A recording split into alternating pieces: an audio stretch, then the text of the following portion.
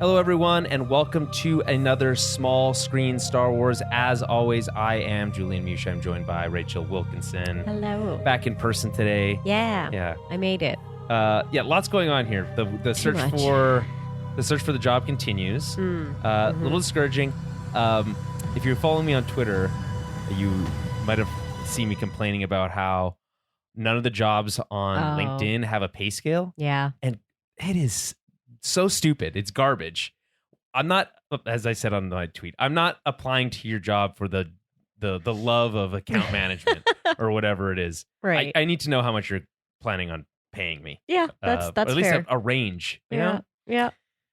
So anyway, that's my frustration. She's still planning a wedding, so that's a whole different thing. Yeah, it's a lot. It's a lot. I was saying I had to go to Costco and wholesale today, and it was a fucking nightmare.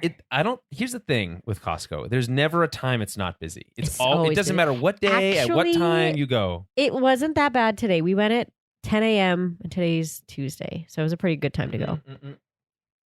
Today's Wednesday. I don't know what day it is. That's okay. There's another person today that also said today was Tuesday. So maybe something's in the air. It's not just me. Yeah. I might lose my voice by the end of this podcast too. So just so everybody knows. It's okay. Sorry. We have water. We'll be okay. We'll try to keep this under 2.5 hours. I feel like the vocal fry is going to be bad on my end today. It's just, I feel like I've been talking for 3 days, just telling people what to do. And I don't know. Ooh, big boss with the hot sauce over here. Anyway, that's enough personal trauma. We're going to talk about the Acolyte Season 1, Episode 7, Choices. Choice. Just choice. No, there's not multiple choices to be made here. Only one choice.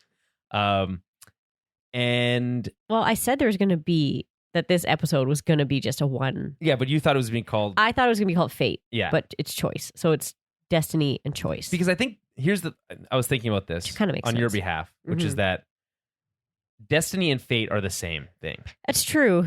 Or essentially the same thing. I They're thought kind of like fate is one of them's worse. Like if you're destined, I feel like it's almost like pre-planned out, but your fate is like, yeah, that's true. Fate and destiny are the same. I feel like it's the same, or or close enough that they can be used interchangeably. Whereas all the other multi-title, or like even the single titles, had another episode that they could contrast off of. Yeah, and this one's contrast, obviously, destiny. The distinction between destiny, like if you believe in destiny, you don't believe you have free will. Yeah, right. Yeah. So I guess you could have called this will or something. But I mean, the title makes sense for like what happened throughout the episode. I just feel like it's an underwhelming title ultimately. Yeah. But it's also an underwhelming episode. So, I think it's because of where it is. Yeah, I think we both agreed. I think a few episodes back, we talked about how it would be problematic if this episode fell into the penultimate episode, which ultimately means that the finale has so much ground to cover that it doesn't instill a lot of confidence. And I don't have a lot of faith, given what we've learned from, these Disney television shows or Disney Plus television shows, that they're going to have the ability to stick the landing. Yeah, it's much more likely that they won't, which is, I think, frustrating, especially because we had such good momentum coming out of the last 3 episodes. And I feel like the momentum was really kind of lost with this one, unfortunately. Like, I'm just kind of like, okay, well, I forget what happened last week now because we went back in time and like we didn't go anywhere else after. You remember all that? I do. The flirting, all the sexual tension, and like it's just it's such a stark contrast between like last episode and the way it ended with her putting the mask on. It was like so cool, and then this, it's like, I'm not like not that I don't care, but like I don't really care. It just doesn't. It's just poor pacing. Yeah. I feel bad saying it, but yeah. I mean, listen, we I think out there on the internets, there's a lot of like, unless you either have to hate something or love something, there's not a lot of room in the middle for like refined conversation. It's like either you're a shill or you're a hater. Right. Yeah. Right. I feel like we've always tried to take a middle ground. I think we are willing to give Star Wars a little bit more benefit of the doubt than maybe some of the haters obviously do. Yes. Right. Yeah. I try and be positive. Like our friend here on IMDb. Who's reviewed this? Jesse Pinkman 76. Oh, okay. Taking Jesse a break, Pinkman, taking a break from making meth. Yeah. Gave this a 2 out of 10 and titled it "Speechless," saying, "quote No spoilers in this review because you need to experience this absolute tripe of an episode yourself. Must be British because I think that says trip. This trip of an episode. You're right. Well, then that makes okay. These people really don't know how to write anything. Or this all just one big parody / prank. This episode feels like it stumbles to keep up with the plot of episode 3, which it shows the other perspective of. When episode 3 was already one of the funniest things I've seen. Okay, what? So yeah, I don't know. The writers think that they can justify large actions in this episode with tiny surface level setups that are never explored. The part with Torben and his motivation is the main example. I actually think that's better explained than this person's giving credit for. Yeah. Because again, we don't need to be spoon-fed anything, but we'll get into that as we get into the recap. They continue. The one thing I will say is that I think the 4 Jedi characters are the best ones. Then again, this is only the actors not writing. I won't say anything else about the episode. Just go watch it and have a laugh, then cleanse your eyes after with something good. Crazy contrast that this episode releases after the House of Dragon blessed us all last Sunday. Yeah, that was a crazy episode of House of the Dragon, no doubt. I have not I'm not here to watching. talk. It's wild. It's very good.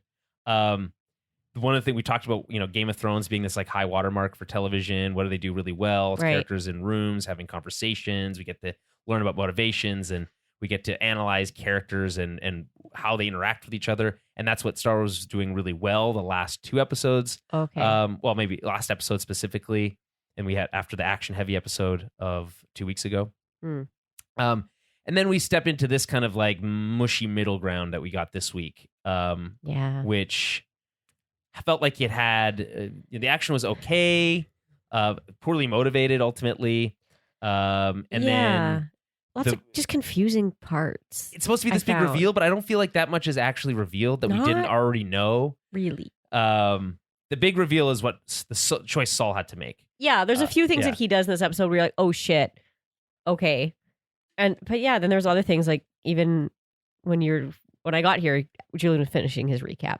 And we had a little bit of convo about a couple of things that were like happening near the end of the episode. And we're like, what the fuck? Like, what just happened there? Yeah, this is supposed to give us like more clarity, but it just ultimately poses more questions in a lot of places, and that's frustrating. I think if you're of this show, which is my main takeaway for this episode, which is that it's frustrating. This is a frustrating episode in a series, a season of a show that felt like it was kind of heading in the right direction. It was hitting the right beats, and now it kind of stumbles back to a little bit where it was early in the season. And I think that's unfortunate. But given that we knew that this flashback episode was coming, I think it's a matter of timing versus the actual execution of the episode itself. I think if this had come sooner to the episode 3, giving us a better perspective. The other thing, I guess, is it's like we see so much of the events of episode 3 like shot for shot that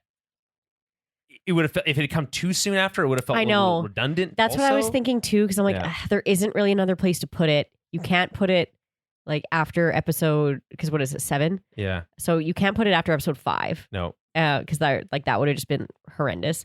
You can't really put it after episode 4 because of how 4 leads right into 5. Well, which means that the first episode should have been maybe episode 3 should have maybe been episode 1. Yeah. Right? And then this should have been episode 3. Yeah. And then you get, that's true. But again, not to reorganize. We're not writing the show. We're not writing the show. But like but if we were, that's the change that I would make. But I understand the conversation that was probably had in the writing room, because they have these flashbacks. It's like, where do we put them? Like, I'm sure when you shoot a show, you don't necessarily, in editing, like, sometimes you do that. Sometimes you do, sometimes you don't. But when it comes to flashbacks, I feel like you don't always know exactly where you're going to put them. Maybe you do. Well, I think generally you have a good idea. Yeah, that's fair. Sometimes you write something, shoot something, and you realize, this isn't working, and then you need to move things around for rejigger things. But I feel like it's usually like beginning and ends of episodes. It's not necessarily. I'm trying to think of what show we had watched recently on Disney Plus that had its first episode was originally supposed to be much later in the season, and they had reworked it for that to be the case. I can't remember what it was, but that's something that we saw. What was that show that came out? It was like maybe a year ago, and you could watch it in like any order. All the episodes had colors. Was it called Spectrum? Or I don't know. It was about like a heist, and you could watch it in any order. So Netflix kind of like just picked an order for you. and you could watch it. That's a cool idea. So there's a few different, like not everybody, but there was like a few different ways you could watch it. But then that show is built around that concept. Yes. Right? Yeah. So it was really cool, though. I was like, oh, that's so interesting. I'm just trying to remember what show it was that it was another Disney Plus show, I'm pretty sure. Either way, it's ultimately when that happens, it typically feels clunky because obviously it wasn't designed originally in that way to be like that. Gotcha. It's unclear if that was the case in this, where like they want to start with the flashback episode, and then take us into the murder mystery, or they thought maybe that's not working. We want to start with them right away with the murder mystery stuff. Yeah. I don't know. It's so hard. Even though it wasn't a murder mystery, really, because it wasn't a whodunit. We know who did it. It was a why done it, as they say. Yeah. But like, it would have given us a lot more understanding about the why if we'd seen the flashback first. Anyway, that's a lot of nitpicking. We'll get into this a little bit more. I'll kind of go through some of my thoughts before we get into the recap. Sure. Before we do that, quick reminder, follow us on Twitter at TowerBabbleCast, Facebook.com/TowerBabbleCast, and head over to our website, TowerBabble.ca, to find everything we do. Once the Acolyte's over next week, we'll probably take a short break, and then I'll return. I'll get Jeremy back on the show, and we'll do a couple of more traditional Tower Babble podcasts where we cover a few more things, including obviously, at the end of the month, we're going to have Wolverine and Deadpool to talk about, and a few of those other kind of big stories. There's also some other news that we want to cover. So look forward to that. But in the meantime, it's Star Wars Central right here on Small Screen Star Wars. Star Wars Oreos. Yeah. Let's do a little sidebar. Okay, yeah, we can do a sidebar. So Kara had gone on a trip to the U.S. Yeah. And had gone to Target and picked up Star Wars Oreos. And so the fun thing with the Star Wars, do you want to tell them what the fun gimmick with the Star Wars Oreos is? Oh, about how I figured out how you can tell? No, not that part. Oh, okay. The I guess... They're light side and dark side. Yeah, light side, dark side ones. So you don't know what they are until you open the package. Unless you're... I wish they were mixed. Like you got a little bit I know, of both right? But no, that's the whole point. It's like, they just want you to have to buy more. It's like a marketing gimmick, obviously. It's a Pokemon Red and Blue situation all over again. But they're cute. I don't know, if you follow us on Twitter, you can see, because we had a bit of a Twitter conversation about it. Because we were laughing at some of the faces. Picture of Dooku on You there? Did on the Twitter thread, because I was talking about it. Because I'm like, well, now I need a Oreos budget for my wedding, because I have to have light side and dark side Oreos. Yeah, because you're having a Star Wars themed wedding. I kind of am, a little bit. Just a touch. Oops. Just a little How'd that touch. happen? Yeah, I don't know. Right?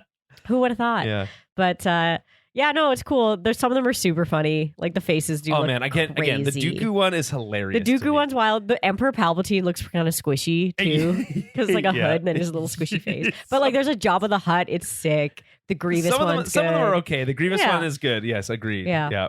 It's cool. If you want to know a trick on how kind of taste like shit though. I don't really like. They taste the same. I don't really like They have sugar crystals in them that are supposed to be kyber crystals. Oh, I didn't know that. That's what the like crunchy sugar crystal is. But to be honest, can I just make a confession here on air? Yeah. I kind of hate the filling in Oreos. I kind of wish it was just the chocolate wafer. That's a weird take. Usually people are like the opposite. They're like, oh, the chocolate tastes like dust. And like the only thing that's good is I get that. I'm into the fake dust chocolate. Yeah. Right. Which is why I think, you ever get Aren't they vegan? The Oreo Thins. Yeah, because they're not made of anything real. I was like, I'm pretty sure actual sawdust dyed and flavored like chocolate. I still think they're delicious. Yeah, so. I mean, they make the best, McFlurries and exactly, like blizzards, like ice cream cake, all that kind of stuff. That's what it's best for. But the thins, if you get the Oreo Thins, it's less filling, and like I feel like the for me the like ratio is more in my favor. Do you want to know something diabolical? What? I buy the Thins, but the mint ones, and I put them in the freezer. Ooh, and they're like little like the little what are they called? Mint, cookies. I don't know, peppermint patties or the ones you get like from the Girl Guides ones. The Girl Guides ones suck butt. Now I bought them this year and they're so bad. They suck real butt. No, they taste like straight oil. They're not good. They switched companies and they're so unfortunate. Trash. Okay, because that was really the only thing that it was worth getting from all the other style cookies were gross already. Whoever made that decision, you fucked up. They're terrible. It's all in the name of profit or something. I don't know. But here, if you follow us. No, if not follow us. If you subscribe to our Patreon, I'll tell you how to find out whether they're light side or dark side there you go. Oreos. Yeah, okay. If you really want to know, we'll put it in the Discord, which is of course exclusive. I'll put the hack that I found out because I bought an obscene amount and she figured it out. Figured out a way to tell. Yeah, but before you open them. We won't reveal it just to everybody. Yeah, you have to be Discord only. You have to be a Discord member, which of course you can be automatically by going to patreon.com/TowerBabbleCast. And for as little as $5 a month, you don't just get hacks for Oreos, but you also get a free monthly film club. We do a monthly film club. Last month we did Conspiracy Theory, not a great movie. But this month we're doing Twister. Obviously in honor of Twisters coming out right away. I just saw the trailer for that, and it's like a fire tornado. Oh yeah, there's a fire tornado. Oh, yeah, I know. Okay. Twins. Yeah. Twins. I love that's my and that's when I think of twins in the Acolyte, I think of that line from Twister, the Twister trailer. Twister's trailer. So yeah, look forward to that. I haven't seen that movie since the 90s, so it's a good one. We'll talk about that. Also, obviously, very apropos of the time where we're in this climate crisis where summers are hotter, winters are colder, and everything sucks all the time. Okay. Yeah, sorry about your son. I mean, who knows what kind of world they're going to grow up in at this point. He'll figure it out. Yeah. They'll change it. Maybe he'll be the one to figure out. Fix things. Like all the... What is he, Gen Alpha, I think is what his... You have to tell me on that one. I think that would be... I don't know anymore. But yeah, it's up to them. Gen Z's got it. They'll fix it. That's what everyone hopes, that the next generation will figure out what we fucked up. But like, that was a really funny tweet I saw the other day, or I don't know, maybe somebody showed it to me. It was just like, let's play Millennium Monopoly, where you have no money, you can afford nothing, the board is on fire for some reason, and everything is your fault. And everything is your fault. And that's how you start adulthood. Yeah, that's fun. It's just like, exactly. We're trying. We're building sustainability things here, but then it's exactly. It's up to Gen Z to take it from there. But that's okay. Well, that's enough depression for one day. We'll just switch gears and talk about Star Wars. Make believe. Yeah, to help distract us. Okay, so just quick on additional thoughts on overall feeling on the episode. As I said before, frustrating for a variety of reasons, including where it falls into the season, the actual pacing of this episode, the quote-unquote reveals that we get that I think are largely underwhelming or extremely predictable. Yeah. And then, in general, there are things that I liked. I mean, it's not a complete write-off. No. I think it's interesting to see Saul. By the way, I think they are for sure using the de-aging tech, because he looks way younger at the beginning of this episode. And it's like, okay, that makes sense. Yeah. And so it's interesting seeing him being so like emotionally driven and being such a blind spot for him. I think he probably works on that over the next 16 years, and we see a little bit more of a refined version of him in the kind of more modern timeline. For sure. So that's interesting. Getting obviously more of Indara than just like 2 seconds and then her death is nice. That's a nice change as well.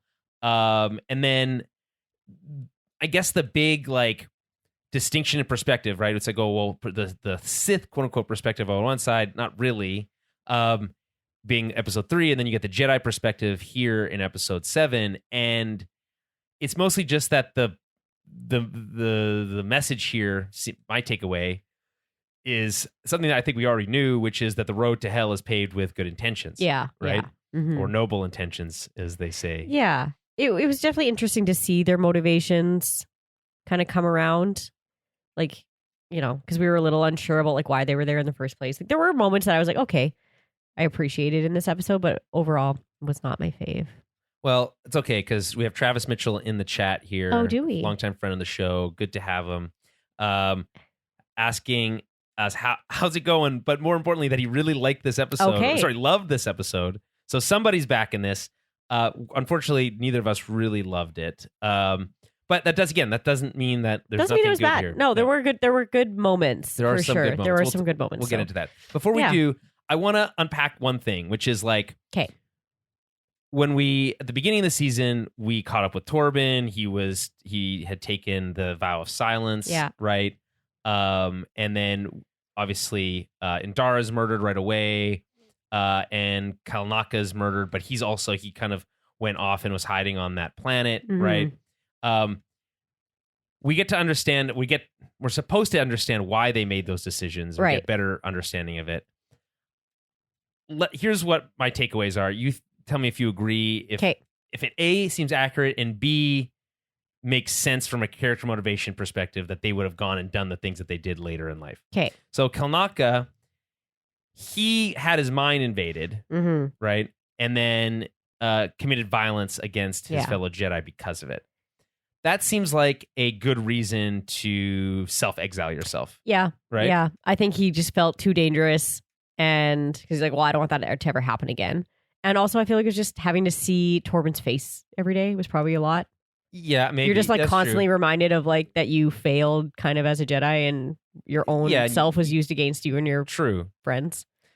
So that one I think works. I mean, it's also harder because we don't speak Shriwook, so we don't know what he's saying or like a lot really about his motivations. You can tell he's crying at the end. He's upset. He's like doing the Wookiee like pout. Yeah, like you hear Chewbacca do that when he's like mad or sad or like But either way, but we don't know much about his motivation, like his character beforehand. I mean, he's a tech kind of guy, which is kind of a fun contrast for a Wookiee, right? Which we're used to not kind of being more naturalistic. So that one's good enough. I think there's it's not that deep. We could get it. The Torben one though, here's my takeaway is that he also had his mind invaded, which is but in a different way, in a very personal way that it was probably very upsetting. Yeah.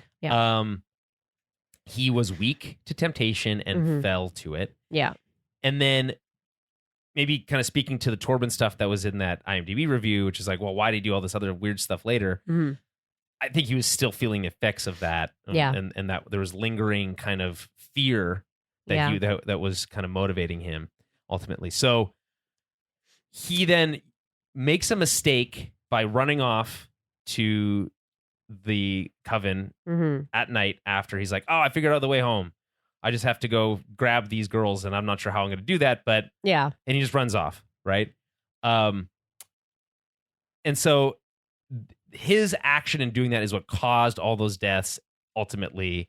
And what led to put them in the position where they were able to make further mistakes. Yeah. So maybe he blames himself for all the deaths of those witches, and everything else that happened there.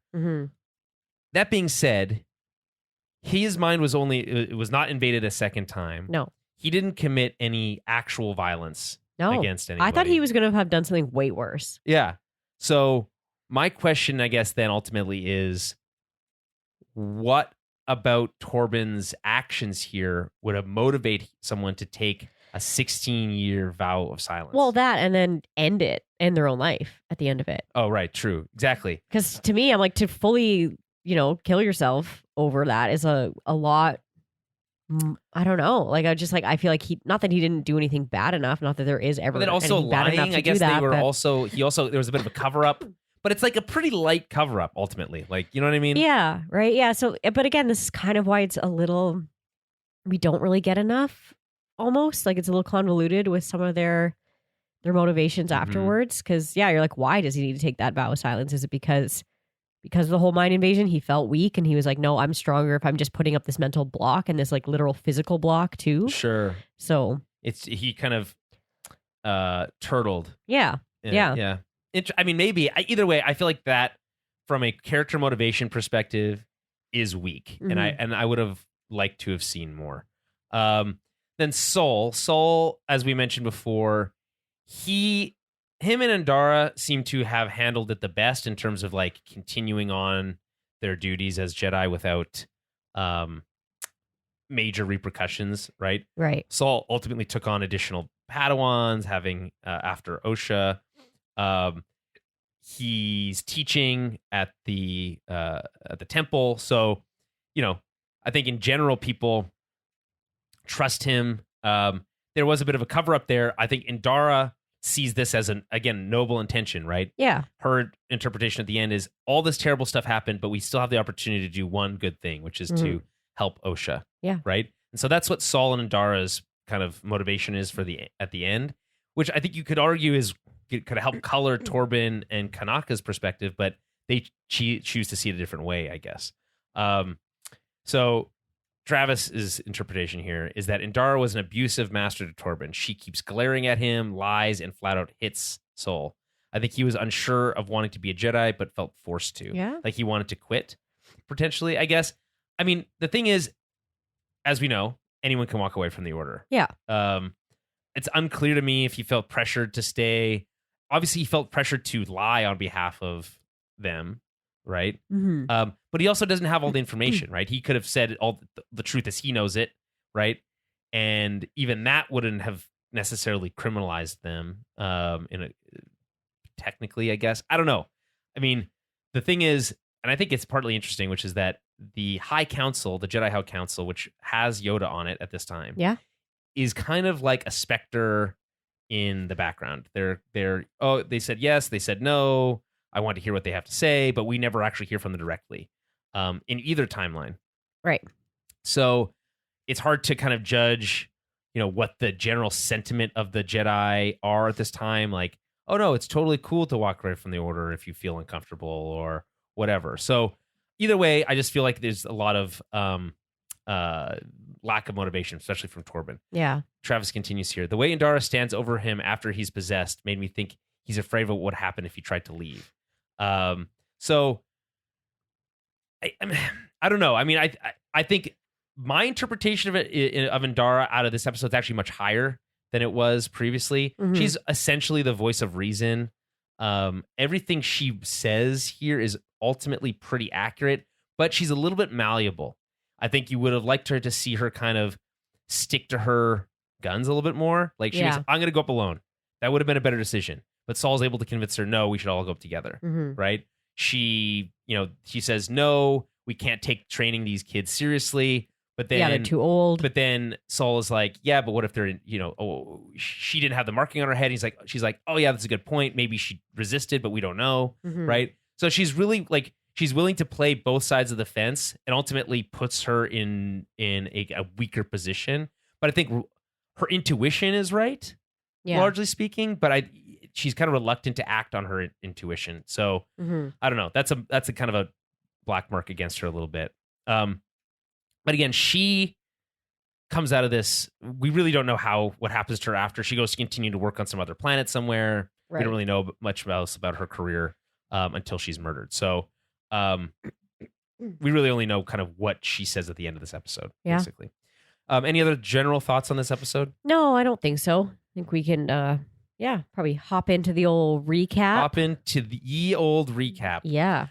Okay. And also, we should mention, as we have obviously Travis Mitchell here, Andrew Wordna also in the chat, listening here, watching live on YouTube. We're also live on Twitch. We go live every Wednesday at approximately, we were a little bit late today, 8 o'clock p.m. Central. Yeah. That being said, if, like the previous animated shows on Lucasfilm, they were premiering on Wednesday nights. Yes. Right? So we will record on Thursdays. So we're really at the whims of what Lucasfilm and Disney Plus want to do with their recording schedule. We're usually the day after they typically episodes come out. Yes. Yeah. But again, if you want, the best way to keep up with all that, of course, is to subscribe, follow us on both those, and then you'll get notifications when we go live, and on Twitter and YouTube, and you'll get updated on when things happen. For instance, like last week, I tried to post the show as I normally do on Thursday afternoons, but our hosting site wasn't allowing me to upload the episode. Right. So I had to do this big workaround. It ultimately meant that the podcast came out later than normal, but I was updating everybody on Twitter and Facebook about that. Ultimately, if you're a Patreon subscriber, you got it at the usual time because there was no problem with the Patreon side. Okay. Note from Travis here. Brendok was a mining planet. We see the witches wearing gold, bronze, metal, which could mean it's a cortosis mine, hence why the Jedi didn't sense them. Yeah, maybe. I don't know if the cortosis thing is going to be a through line. I feel like if that was a thing, we would have had more of a direct hint at that. Here's what we've seen from this show. Yeah. They're not that subtle when it comes to stuff like that. So if they wanted to drop that seed, we would have seen something much more, I think, obvious potentially. But I'm not. I think that's a fair theory. Okay, let's get into the recap as we mentioned before. So runtime 43 minutes. But that includes the recap and the extra long credits that we got this week, which, by the way, included I don't know how would you describe it, an R&B track, brand new Star Wars song, first ever vocal Star Wars song. Yeah, like this reminds me of like when in like the like the late 90s and the early aughts, you'd have like Spider-Man 2 or Spider-Man, like those movies come out and they'd have like a song by Nickelback or whatever. Yeah, they still do that. Theme. I was like, with like James Bond movies, they always do. But those are the exceptions. It's like Adele and Billie Eilish, and like Eminem did Venom. Oh yeah, I forgot about that. Recently. I forgot about that. So that does still happen, but it's not as popular as it was. Yeah. It used to be like every major movie had its like own theme song. Right. And then often play in the credits. Yeah. So we got that here too. Okay. So runtime 43 minutes, still not long enough ultimately, but given what we had here, unless they were going to include anything else other than the flashback, it is what it is. I mean, that's about the same length as the first one. Directed by Kaganada, who's the same guy who directed episode 3, and written by Charmaine DeGrate, Jen Richards, and Jasmine Flournoy. Okay. So, and then another note here from Travis, there's the official poster with Chimera looking over the fire, which could just be made to look cool or hinting he was there. Also, probably is May's way off planet. Yeah, I mean, on was Chimera at the Coven? It seems like they would have been reluctant to just have a dude hanging around unless he's just lurking, disguise or lurking. I thought maybe we'd have got a reveal of him maybe being in attendance when we saw like that weird witches thing they were doing over that pit, that hole. Yeah. But that was just the same as before, and we got no new information out of that. So unfortunate. Okay.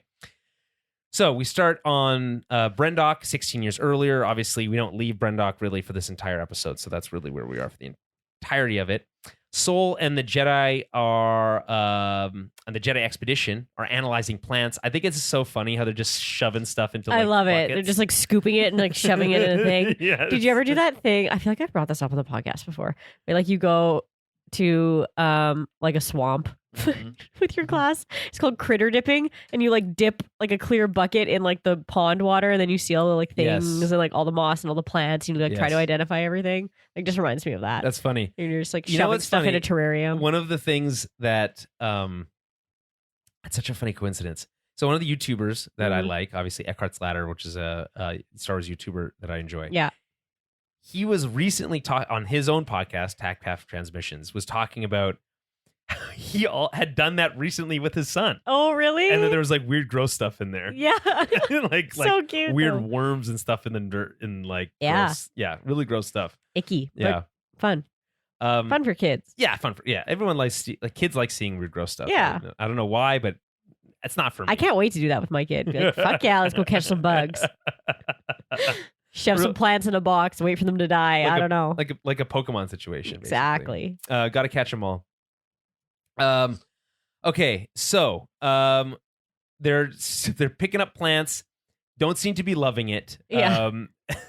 Travis here, they all look like they're regretting being Jedi when they were picking those weeds. Yeah. Yeah, I mean, listen, I think what we learn is that life as a Jedi isn't all lightsaber combat. It's not all super cool. Cool, right? Sometimes you get the lame jobs. Yeah, exactly. Which probably, generates resentment a little bit, but whatever. Creates discipline. Yes. Yeah. We also get some beautiful shots of countryside. Obviously, as we said, it's nice when you get more on location filming. Yeah. Obviously, everything that happens at the witch's fortress, as Indira calls it, is on a set. Yeah. But everything else is shot outside and is really nice. So we get like mountains and hills and streams, forests and plains. It's like very beautiful. Yeah. So yeah, absolutely. I think that was great. Have no comments there.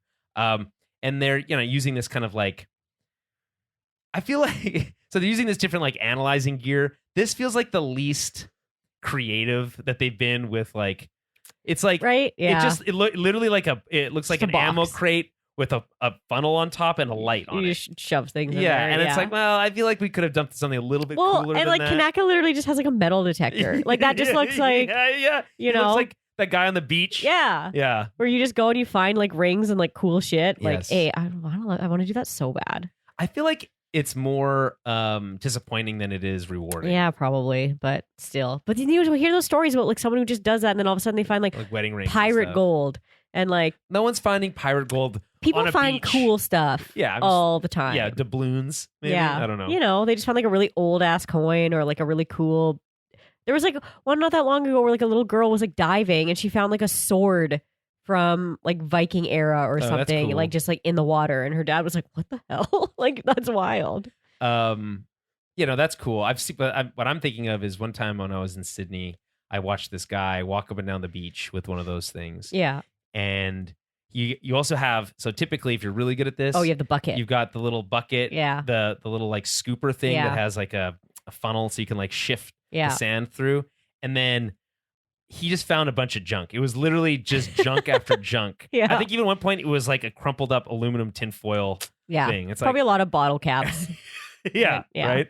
So again, I think it's, and you have to have a lot of time on your hands. Oh yeah. That's the other thing. Okay. So, but yeah, so, I mean, they could have had cooler, giving them cooler things because but maybe that's the point. It was supposed to look mundane, so they didn't want to give them like super cool stuff. So, sorry, Indara mentions the this is from Travis. Indara mentions the hyperspace disaster from Light of the Jedi, which we see wreckage of on the surface. Is that where when she calls it like a hyperspace, what do they call it? There's a specific word that she uses. Tragedy? No, it's like the hyperspace calamity. No, it's like calamity. It's something like that. Yeah, that she says the word of, and that's the one that they use in the books, right? Because when that happens, it's like a hyperspace disruption or something. Mm-hmm. But so it's like a massive transport ship that's going through hyperspace, and it like basically explodes in hyperspace, and pieces of it come flying out of hyperspace in all these different directions and towards certain planets, and like things are getting really messed up, and they're trying to like save a specific planet because a big chunk of this ship is like coming out of atmosphere, and it's gonna like basically like an asteroid. It's like an asteroid, and it's going to explode this whole planet, right? So that's kind of the premise of that book. But then they realize it's full of people, so they can't just shoot it and explode it, right? So they're trying to like figure out a way to like catch it as it comes out of. So do they have like a bunch of Jedi like stand on the planet and like stop it from falling? No, there's like a bunch of things that I don't want to ruin the book, but yeah, there's like a bunch of things that they do about like trying to like shoot like cables and stuff at the right time, and they have to use Jedi. Why are the Jedi because they're the only ones who the only ones who can get the timing of like knowing when this ship is going to come out of hyperspace to like kind of catch it, right? And then they have to use like the Force too, and so like all what this different stuff. You mentioned that Travis mentioned that's where we see wreckage of on the surface. What wreckage do we see? To be honest, I don't. All I remember seeing was there is at one point Soul hides behind this like piece of circular cement, looks like a donut with like a piece bitten out of it. Yeah.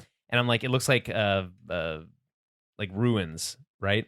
And I think I was like, well, how are there ruins here if it's like there was no life 100 years ago? 100 years sounds like a long time, but if you think about it, 100 years in the future is when the events of the prequel trilogy happens. And 100 years in our past, and so in the year 1924, there already was electricity. So it's not like it's a long time ago, but it's not like Roman era. Yeah. You know what I mean? That being said, obviously there's like a 100-year-old power generating station in Pinawa. Oh, yeah. Which is really cool. I went there recently and I didn't know that there was like these big ruins there. Oh, okay. And you can like walk through the old ruins of this power station, like hydroelectricity station. Oh, that's cool. And it literally looks like it's ancient, but it's like 100, it's 100 years old. Makes sense. But they did kind of, I get part of it is like it was used for demolition practice. So that's part of why it looks extra blown up. Okay, well, because it was blown up. Yeah. During World War II, they were using it for demolition practice. But my point is what I'm saying is that like, maybe I guess it could be ruins from the mining operation. And I guess potentially they were mining it before it had life also. No, because they talk about how that there shouldn't be life on this planet because of that destruction. It's like from what I'm like thinking is this planet had been destroyed at like 100 years ago, and they're going back there and they're like, whoa, why is this thriving all of a sudden? Like, what's going on here that's making this planet thrive? Because of that calamity, it shouldn't be. Like, it got roasted or whatever happened. So I'm thinking that that's kind of what they're on, because they're like, why is this so lush? Why are things like flourish so quickly here? As they kind of have a conversation about like it being something having to do with the Force, and that's why they're there in the first place. The Virgins. Yeah. Travis says, is Star Wars audiobook narrator Jonathan Davis in the chat? We do have a Jonathan Davis in the chat. I don't know if it's the same. We can pretend. Davis. Yeah. But also, hello to Jonathan. Hello. Yeah. Says, glad that we finally found out what happened. I agree. Same. It is nice to know that. Wish we knew it sooner. With more than one episode left, would have been nice. But yeah, Travis mentions we see big round pieces of metal sticking out of the ground. Again, it looked like cement to me, but hard to say. And again, Travis's interpretation here is that the disaster wiped out life, and upon the witches returning, brought life back, just like Mustafar in Rise of Skywalker. Once Vader is gone, trees start growing and life returns. But I guess I don't know. What I'm thinking here is that the Virgins felt like it was a natural thing. That was my interpretation of it. That it was the moon's. I think that's what they're trying to. That's what they're trying to figure out. Is like what is going on. Again, so we don't know what happens. Still, that's the part. That's again. It's like that's another thing. That's why we're just like, what the fuck? Because like, sorry to swear, but like, it's like a whole other thing is happening. So the Jedi are there for this reason because they're like, whoa, we need to take this stuff back to figure out why it's growing so quickly and well, and like all this happening, right? And then we get this other weird thing about the twins later on, and it's just like, what is happening? You guys didn't really explain anything from what the Jedi were like looking at the start of this episode and then the end. Right. I mean, my interpretation was that the witches used the Virgins that was naturally occurring on the planet. Could be. That created life to then, create the twins. Yeah. Right. Yeah. But again, it's not really explained. I don't need everything to be explained, but because this is a core plot element, I would like this to be explained. Yes. And, Jonathan mentions here, likes how we're getting a lot of connecting tissue for the witches from the Acolyte to Ahsoka. Yeah, totally agree. We also had more witch stuff real cool. in Tales of the Empire, which was nice, where we got to see like light side witches who can teleport, which is really cool. Anyway, let's continue here before we get on too many more tangents. So the Jedi meet by a fire for dinner. We get this fun line where it's unwise to insult the Wookiee's cooking, which I think reminds us, of course, of New Hope, where you should let the Wookiee win. Yeah, let the Wookiee win. Yeah, right. What does C-3PO said? Chains of tactics. Let's let the Wookiee win. Yeah. So, but no one gets upset when a droid wins, huh? Yeah. That's because droids aren't known to rip someone's arms off when they lose. Yeah. Yeah, that's funny. So Torvin wants to go back to Coruscant. This is it's funny because this starts right at the beginning here, and I understand this as a TV show we don't have a lot of time, so we really got to hit things home. But it does feel a little redundant to hit this thing. So almost every time he opens his mouth, it's like, "Can we go home? Can we go home? Yeah, can we go back?" It's kind of annoying. It's like, "Are we there yet?" Basically, yeah. So anyway, so he wants to go home. He doesn't really like this job. He thinks it's beneath him, essentially. I just wish we were doing something important. But as we just talked about, we learned that the planet was cataloged as lifeless 100 years ago, and now it's full of life, which is surprising. And I do like that idea that the Force itself can create life where there wouldn't normally be. Yeah. It's almost... You can almost apply it to our own world, where it's like the planet Earth is so rare in how much life it has and sustains that it's almost as if we have our own Virgins here creating life. As you can, it's a cool idea. Soul, trying to give Torben some meaning, reveals that they're looking for a Virgins in the Force, which is, quote, a concentration of Force energy centered around a location. Right. I guess in theory you could have a Virgins in a person too, potentially. Maybe. But again, the idea that it's like you have a Force Virgins. I'm guessing that you probably would see like ancient Jedi temples, and that's kind of what I get. Yeah, it's unlike like that also scary pit on Octu, like that those kind of like the very very Force sensitive places. Right. Exactly. That's where you would see these kind of monuments, and structures, and things like that. Right. It's created life on the planet.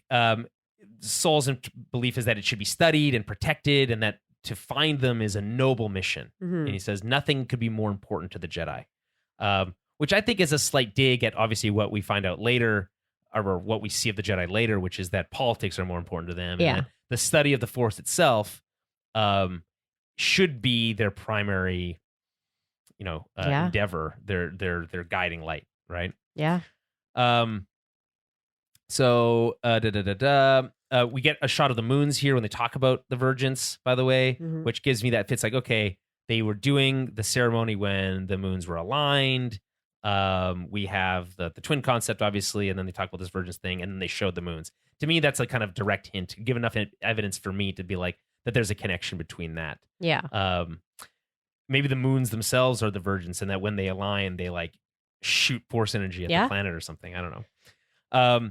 Anyway, the next day, research continues. Saul and Indara discuss how distracted Torben is, and how he can't really appreciate the Virgins because he's too young and too kind of like headstrong, and it's kind of like one of those. It's like the version I could think of this is like, imagine taking a kid to like Jazz Fest or something. Yeah, it's like they're not old enough to appreciate this music. They think it sounds like crap. And it's like you'll like it. You'll understand it more when you're older. Yeah, you know. But like when you're a kid and someone says that to you, you're like, oh, Jesus. Nothing could be more annoying. I remember hating it when people said that stuff to me. Yeah, that's so true. And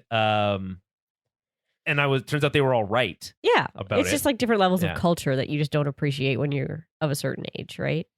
Yeah, he's young and impulsive, and he's a kid, right? Not like a kid, but he's a kid. He wants to go fight bad guys. Yeah, it's basically what he said, actually. Yeah, and so we have a lot of conversation between Saul and Indara in this episode. I think they're the best parts of this episode. She admonishes him for revealing this information to Torben, that he kind of like gave him the answers to the test, right? Right. Saul basically said, well, he was kind of unbalanced and I wanted to rebalance him. And she's like, well, it wasn't your job to do that. Do not confuse Torben's feelings for your own, right? I guess the sentiment being that she could sense that he was also a little unsettled or bored of this mission, and that what was keeping him involved was the idea that, okay, well, we're working for a Virgins and that's cool. So it gave him meaning. So he thought he could do the same for Torben. Yeah. And then I love this line, which this kind of sentiment kind of comes back a few times in this episode. Sorry, not this line, but the following one. I do not tell him answers to ease his mind. I teach him to seek answers for himself. Right. I think this is a good Jediism. We talk about Jediisms every once in a while on the show. This is a good one, right? It's I think particularly relevant today when we talking about things like media literacy, for instance, and our ability to interact with things like the Acolyte, and understand what the show is trying to say, and even like news literacy and being able to differentiate between misinformation and disinformation and the truth and all that kind of stuff. So I guess her lesson here is basically like, I want to teach him to learn how to interpret these things on his own, to find balance on his own. And if I just give him the answers, he's going to continue to look to me for the shortcut, right? It's kind of like don't feed the wildlife, Yeah. Because they're just going to come back here and want more. Exactly. So you kind of have to teach a man to fish, as it were. Yeah, exactly. Any other thoughts on kind of Indara's kind of coaching here she's doing with Saul? No, it's nice. It's I feel like she's also teaching him as a Jedi Master, like this is how I teach my Padawans. It's a good thing to know, because you don't have one yet. Yeah, he just rub it in. Yeah, exactly. It's just kind of you can't just tell them all the answers. Yeah. Indara sends Saul to investigate the Northlands. Anyway, so what I was actually saying, do not confuse Torben's feelings with your own. That's the sentiment that comes back over and over again. Right. Which is Saul continues to project his own sentiments onto the mission, onto other people like Osha, onto Torben in this case. And she keeps trying to drive it home that these people are individuals. They have their own motivations. You can't control these things. Yeah. And so I think it's interesting because it comes up specifically. There's like a line later in the episode that directly calls into question. Jonathan Davis, I really would have liked to have known what was happening earlier. How do you feel about them waiting 7 episodes? You missed this at the beginning. Yeah. But not great. Not great. If I could write the show, we would have put the initial flashback episode 1 and have it not really be a flashback at all. It's being more of a kind of a setup for the whole series, and then have this be somewhere in the middle of the series as opposed to penultimate, because it just leaves so little time. Yeah. Okay, so Indara sends Sol to investigate the Northlands. He takes this really beefy speeder.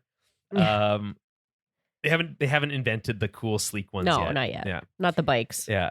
And stumbles upon the Bunta tree. He hides behind some ruins. I guess this is unclear to me if this is ruins from that disaster or ruins from the mining or whatnot. And we watched the first scene from episode 3 again, from this time from a different perspective. We continue to follow Sol as he takes in moments we've already seen. This again might be frustrating for some viewers, which is typically, I like to think of when they reference Rashomon, right? Which is the Akira Kurosawa movie where you see an event happen from 3 different perspectives. Oh, I see. Yeah. And if you've ever seen what was it called? The Last Duel, which is a Ridley Scott movie from a few years ago. Really has Ben Affleck in it playing this like hoity-toity king character or nobleman character. It's very funny. Matt Damon's in it, and who else is in it? Kylo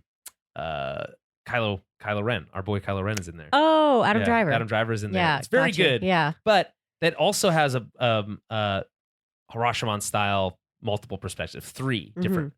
What was really fun about that is that when we saw the same events happening, like we would say, okay, we're gonna have this conversation, which has happened between we've now seen 3 times or whatever. Yeah, the conversation itself, the exact words are the same, but the shot choices are different. Yeah, some of the way that like we interpret a character, like the line readings will be different. So it's like, hey, I heard you like, I said this thing, I thought it came off this way, but you interpreted it a different way. And so it comes off more sinister or those things more creepy. Matter. Yeah.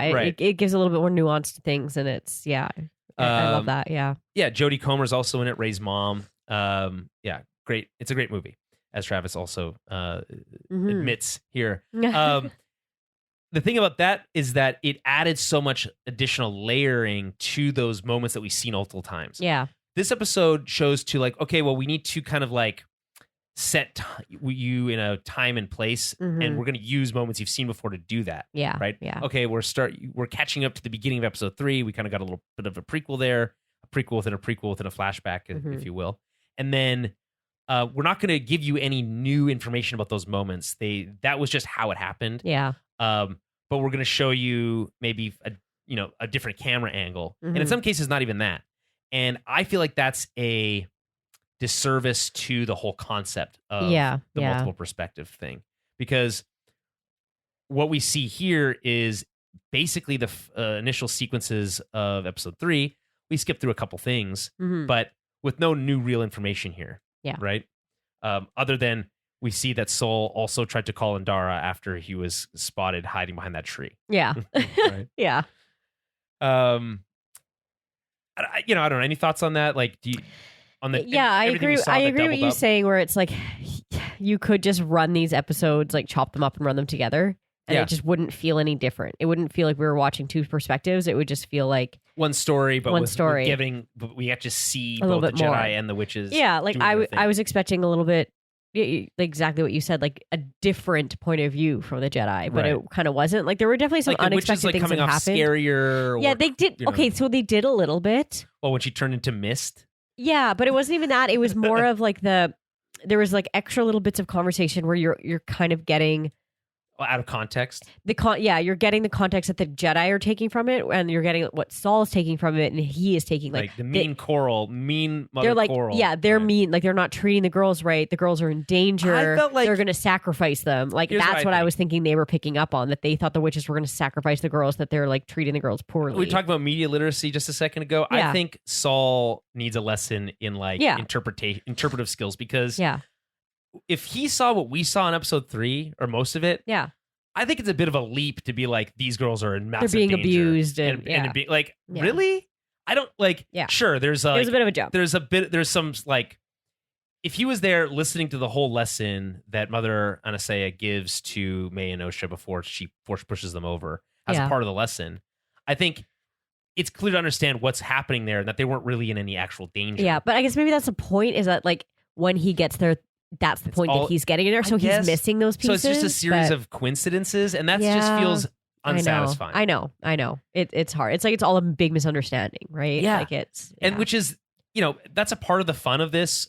Ultimately, in these types of scenarios, which is like, if someone, and this is in Game of Thrones too, actually, maybe some of the most fun in Game of Thrones, including House of the Dragon, which is like, if someone had just said this one thing differently at this one time, we'd all be on the same page. But instead, they're doing all these things because they only have partial information. Yes. Right? And that can be really fun, but this doesn't feel that way. No. It feels more like, again, frustrating because it feels like a massive leap of logic. Yeah.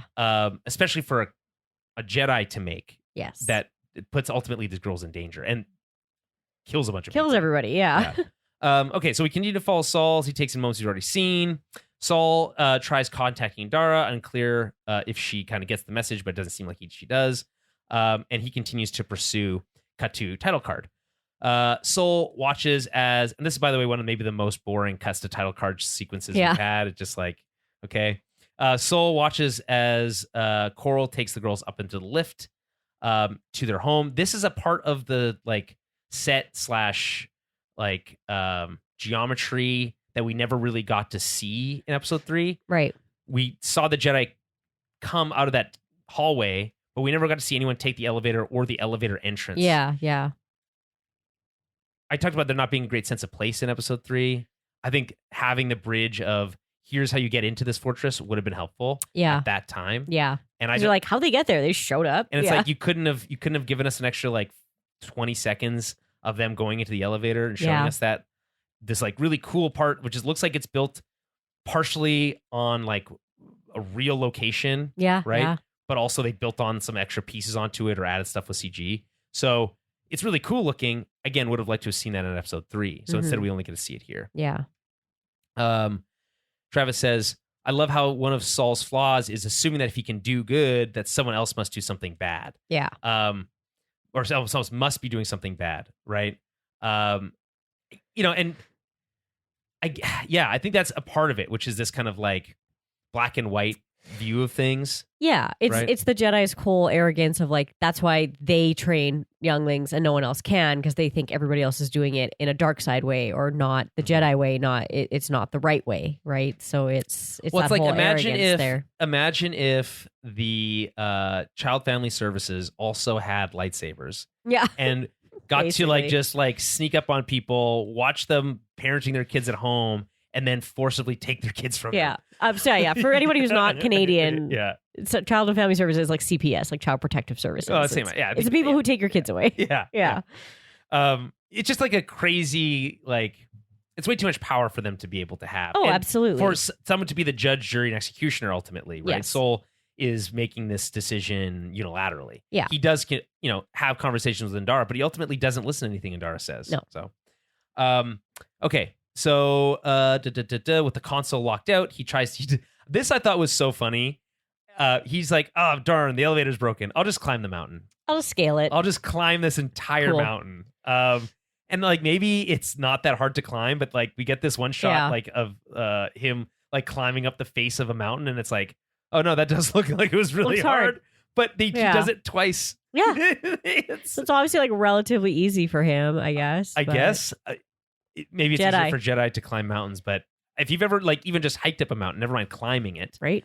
It's exhausting. It is. It takes forever. Even if you're using like a trail. Yeah, exactly. Yeah. Inside, he watches from the gantry as he sees the girls doing their force training session, as we talked about. So he's the one that makes the creak sound. Mm-hmm. So there's a couple of things that we saw, like weird choices in episode 3, which is just like, oh, we hear a weird creaking sound and we just cut to an empty room. And it's like, well, obviously they're going to come back and show us this later. It just felt so obvious. Yeah. Right. And so, okay, he's the one that made the creak. Shocker, surprise, surprise. Yeah. Next, we see the witches doing some ceremony thing. And it's another one of those like, why would they include this? And the problem I have with this episode is that it doesn't actually explain why they included that. No. Instead, we get Saul watching it, and it's just the whole thing is weird because the camera angle choices here are, as I mentioned before, basically exactly the same as we saw in episode 3. Right. Almost as if to imply that we should have been able to see Saul in episode 3. Yeah. Just in the background. In the background, or like, I know. Watching them. Like silly too. He's just like, oh, boop, just in the background, poking his head out in the back. And it's like, okay, like no one noticed him up there. Exactly. Like, yeah. So, but also we still don't get any other indication of what's going on there, or if why he thinks that is more dangerous or whatever. It gives them the interpretation that it's a force cult. Fair enough, whatever. Yeah. But it's just very weird to me. Yeah. Travis saying, one speculation I had was Kelnaka did something to the generator, but it went wrong and exploded, adding to his grief. I mean, maybe, but we don't see that. Yeah. And so I just don't think we can. It's possible. I think that's a good kind of like headcanon thing. But unless the show's going to give us that information, I don't think we can assume that. This is the fun thing that's funny is that it genuinely seems like when she started that fire with that book, that got a hand, that somehow caused the generator to explode. That's what I was assuming. And we have no other information to assume otherwise. No. And everyone at the time in episode 3 thought, oh, we're going to get a better perspective at this. There's no way that little fire caused the entire base to explode. Yeah. And it seems like it did. It seems like it did. And it's like, well, that's also unsatisfying. Yeah. Because I thought it was going to be way more. I was like, oh, there's going to be more to it. Like somebody else definitely fucked shit up. Like I thought for sure one of the Jedi it just accidentally did something, whatever. No, her little book fire just got out of hand and yeah. Okay. Yeah. Weird. So she really did set the fire and kill everyone. Yeah. And the other thing is like we see the explosions from far away. Yeah. But we don't see how those explosions actually killed everybody. No. As we'll talk about when we get to that part. But yeah, that was... I do like, though, we get a lot of like woodwinds and flutes in this score, in this episode. It's kind of like that mystery music that we talked about a little bit a few episodes ago. And it's good here, in my opinion. As he's kind of like being Obi-Wan, Detective Obi-Wan, kind of taking in the whole scene. Yeah. Right? Anyway, back at camp, Sol reports to Indara what he found. He believes that there are a force cult of witches. Torben assumes Night Sisters. Obviously, nice to get a Night Sisters shout out. Yeah, I love a little Night Sister reference. So it's cool that they're around at this time. Yeah, well, like, yes, exactly. They're yeah, so they're established and they're kicking, which is cool. And also like known to the Jedi and aren't like they're not in like war with one another. It's just, like they're like okay, they're just force witches over on witches. Yeah.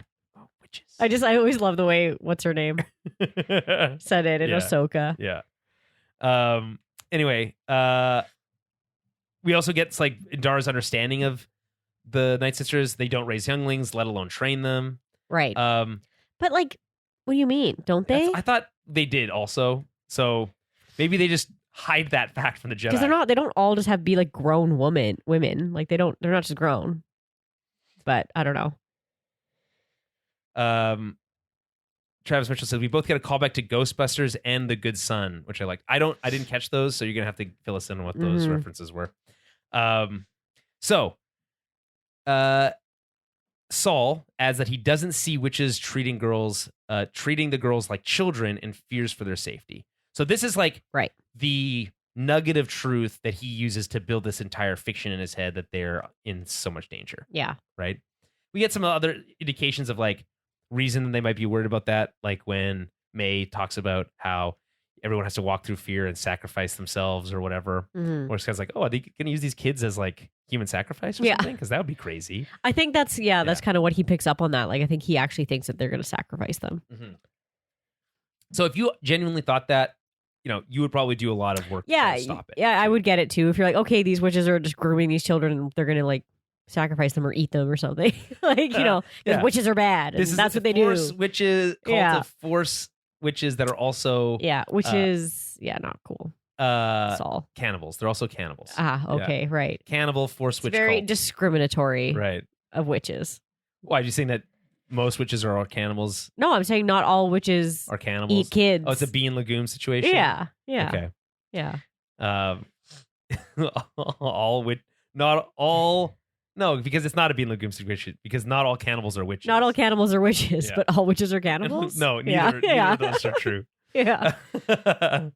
Okay, so a little bit further, Kelnaka does have a hologram of the generator on the speeder, which Indara tells him to slice into their systems. I thought the slicing was just for the lift, though, Because in episode 3, they say the Jedi have sliced into our doorway or entranceway. Yeah, slicing is usually... It's like hacking. Yeah, like anytime they say slicing, it's about like a door or like a lock or it's like lock picking. I think you can slice into like systems. Computers. It's like, you're right, like hacking. Yeah. Yeah. It's their term for hacking. Yeah. Which I'm glad that they don't use hacking because that would be lame. Mm-hmm. They do hacking, just they don't call it that, which is cool. Yeah. Okay, so I guess, again, I'll give Saul the benefit of the doubt here. I think he's basing this off of a little bit not enough information to make this justification. And if you really did believe that, then, and you knew this ceremony was happening that night, just go and witness the ceremony and then step in if you feel like they're going to save them, and if they are in actual danger. Yeah. Right. And if not, you get like this cultural moment where you get to like learn about another, Force coven, whatever. Yeah. Maybe things are going to throw them in the pit.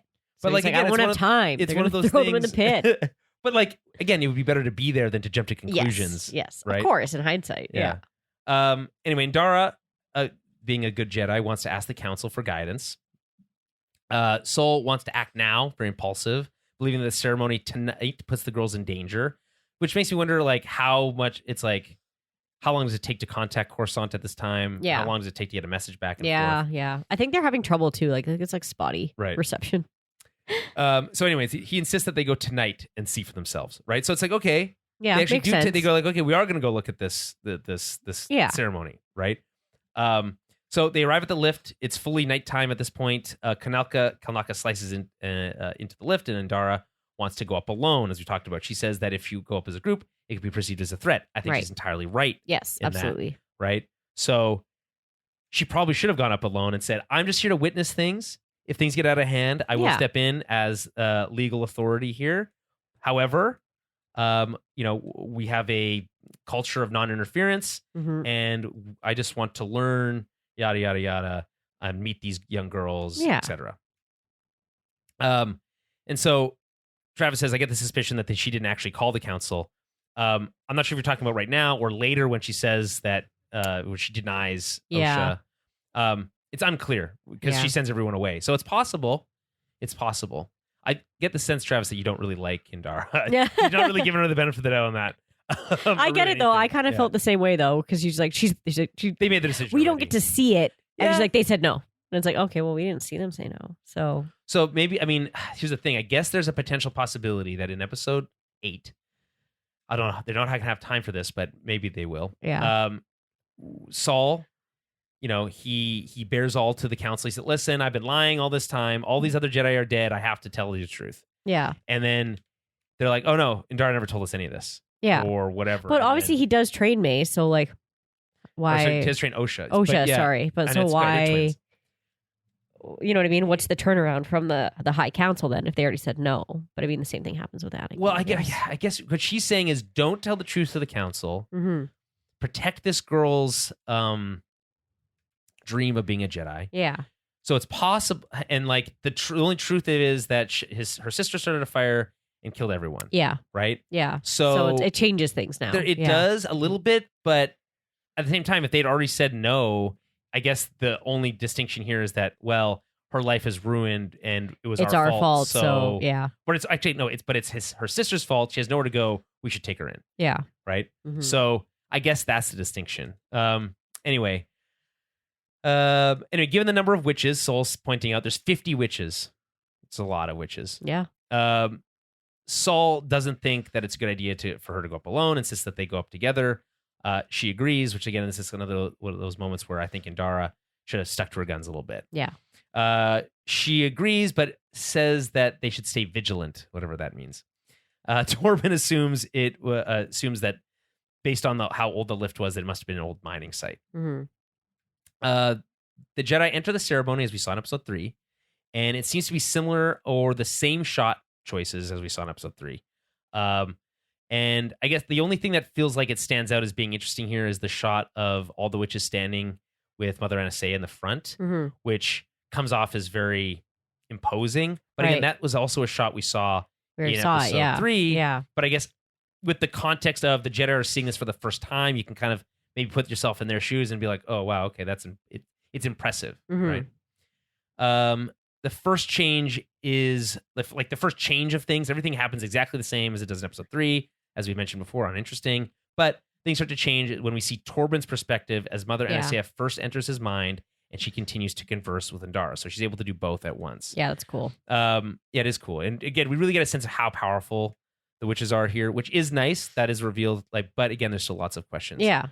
Travis mentions here, it is weird how they haven't brought up that May watched Sol kill her mother. How is that not? Yeah. That's part of it too. Like, how does she not immediately tell Osha, like, he killed our mom? Like, later on. Yeah. Yeah. I feel like as your sister, that's the first thing you would tell them. Right. Not even on the bridge, but like when they meet each other again later in life, like that would be the first thing. Be like, oh, that's your master. Did you know he killed mom? Like, you should know that. Yeah. Right. But so to me, that's kind of, it is a bit of a character plot hole. I don't know what you that call does feel like a plot hole or a plot contrivance, because they every time that May and Osha were together, they didn't have a lot of time to talk. That's true. That's true. They did in episode 5 have more time. Yeah. Right. And you think that they had that moment where they had the conversation. She said, the Jedi have brainwashed you. Yeah. Maybe she should have said, the Jedi have brainwashed you. Your master killed our mom. Yeah. That would have been a great time to say that. She could have said, like, I saw Saul kill mother, like, or whatever. It's just like he killed. Yeah. It's just. First she turned into mist, and then he stabbed her. Yeah. But it still worked. Yeah. The mist thing is still confusing to me. We'll get there. Yeah. Okay. So it's funny, though. It does remind me of, just this case came to mind. It does remind me of, what was the name of the from Ahsoka, the dude with the mask that turns into a puff of smoke? Marok. Yeah. Yeah. Marok. What's his deal? Is he mist? Like, is that mist? Is it the same mist? Kind of what seemed like it. I don't know. Sometimes it's just like spooky black mist, and you're like, all right, what does that mean? Yeah, I don't know. Like, are you dead? Are you corporeal still? Are you invisible? Like, what's the deal? We'll get there. Yeah. Are you like Dracula? Like a bat? I wish it was a bat. Yeah. Oh no. Yeah. The bat. I wish. Oh man. Just poof. And like, thinking of what we do in the shadows. Yeah. I love it. So funny. Yeah. I love that show so much. So good. Marok. There you go. Okay. So the Jedi enter the temple, or the ceremony. Mm-hmm. Mother Anastasia answers Torben's mind, and this is what she says to him. It's visualized as the same space, the same ceremony space, but empty, with just Torben and Mother Anastasia in it. Torben, Jedi Padawan, son of paupers from the planet Bonadon. Do we know anything about the planet Bonadon? I don't know. Not that Bonadon. Let's find out. I'll ask Wikipedia here. Yeah. But it does, the mention of paupers does remind me of The Last Jedi, because paupers? Yeah, because remember when Ben is talking to Rey about her parents? Yeah. She's like, he was basically saying that they were, I can't remember what the exact words were, but it was very similar to like filthy junk traders. Filthy junk, yeah. That's maybe my favorite. Filthy junk The way traders. he says filthy junk traders is so grilled into my mind. It's so funny to me. Filthy drunk traders. Yeah. But he doesn't call them paupers, but it's like the same idea. Gotcha. Yeah. Probably traded you for drinking money. Yeah. Bonadon was the chief port world of the corporate sector and the primary world in the Bonadon system, boasting 10 gigantic spaceports. It was a strip-mined planet at the end of the Hydean Way. The densely populated planet housed many exotic species from around the galaxy, including humans, obviously. Very exotic. Okay, so cool lore connection there. You've traveled so far only to be trapped on this planet. So here's my interpretation of this, and maybe you can tell me what you're thinking. I think that yes, okay. Kylo mentions them being buried in a pauper's grave on Jakku. I knew that was said. Okay, thank you, Travis. I just got distracted by the filthy drunk traders line, which always just injects itself into my head when I think of that scene.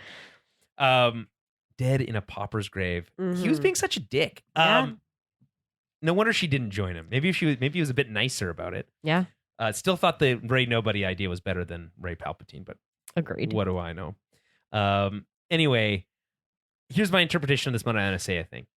She's doing the same thing that like any Darksider does, which is like prey on people's insecurities. Absolutely, yeah. And she right away reads his mind and is like, "Oh, you want to go home? Mm-hmm. So just like every time we've seen someone be tempted to the dark side, it's like I can give you the thing that you want, a shortcut to power, or or your girlfriend will never die. Mm-hmm. Promise me you'll never die. Yeah." I promise I'll never die. Whatever whatever you want, they have the power to give you. Right. So she's saying here, you are a strong and good Jedi, right? So playing to his ego, but you have natural powers that you suppress. And this is again a little bit of the, just tap into the hate and anger that you're feeling, and you too can be powerful. Do you wish to escape this planet? I can help you, right? Mm-hmm. Only I can help you. Yeah. Right. We get a brief glimpse of what is happening in the real world, quote unquote, and it's like he's kind of watching things as if he's underwater, kind of. It's all like muffled and stuff. Mm-hmm. She continues, you wish to return to Coruscant. Your master denies you, right? Putting Indara into that villain role, right? Similar to what we saw of, Chimere with Osha basically being like, your master never told you were powerful in the Force, right? They lied to you, right? I would not keep you from what you want. This felt oddly sexual to me. I would not keep you from what you want. I would always let you have what you need. I got a more like mother vibe from that than I don't know. Yeah, that's what I got from it. All right. Yeah. Fair enough. But I get what you're saying. That maybe speaks more about me than it does probably. Else. Yeah. Creep. What? Why not ask me? Go on. Ask me. Yeah. Yeah, really, I think I like the writing here. Yes. It's subtle enough, but pointed also, and gives us, again, despite I think there being parts of this that are still left a little bit too ambiguous, is this moment, this invasion of his mind, enough to force him to take a vow of silence for 16 years? Yeah. Because it doesn't seem like it is. I think it's more about the bring him to his knees kind of thing. Like he... Yeah, see, I'm not the one. Travis says here, so hold on, not to cut you off. No, it's fine. I also saw that she's preying on his desires as a man to have love with the way she's kind of like flirting with him. Fair enough. Right? Okay. Maybe it's just a dude thing. Yeah, it's fine. Dudes are, I don't know. We got in a whole discussion about dudes being gross on Twitter the other day, so it's fine. What, about the pee thing? Yeah. See, now you're going to have to explain it. You can't just say the pee thing but it's, on a podcast. Yeah, but pee on toilet seats. I don't get why you guys don't wipe your pee off toilet seats on public bathrooms. Most people do. But like, here's the difference. In my opinion, when I go into a neutral bathroom, but I'm not talking on the seat. To be clear, I wasn't talking about a neutral bathroom. I was talking about a men's bathroom. Oh no, I'm talking about like a bathroom anybody that wasn't uses. Made clear because why would I be in a men's room and care if there's pee on the seat? Women come into men's bathrooms all the time. That's fair. That's true. We do that. But like, if I sometimes, especially at a bar, it's crazy. That's disgusting. It's just, I get that. I get it. It's just like it's piss everywhere. And it's what is happening? I understand why you wouldn't wipe it because you're all just standing and peeing. But if you're going into like a single-use bathroom and you piss on the seat, so why do you not wipe it? That's crazy because it's like that's what I mean. So much then is what I like. That's what I'm imagining.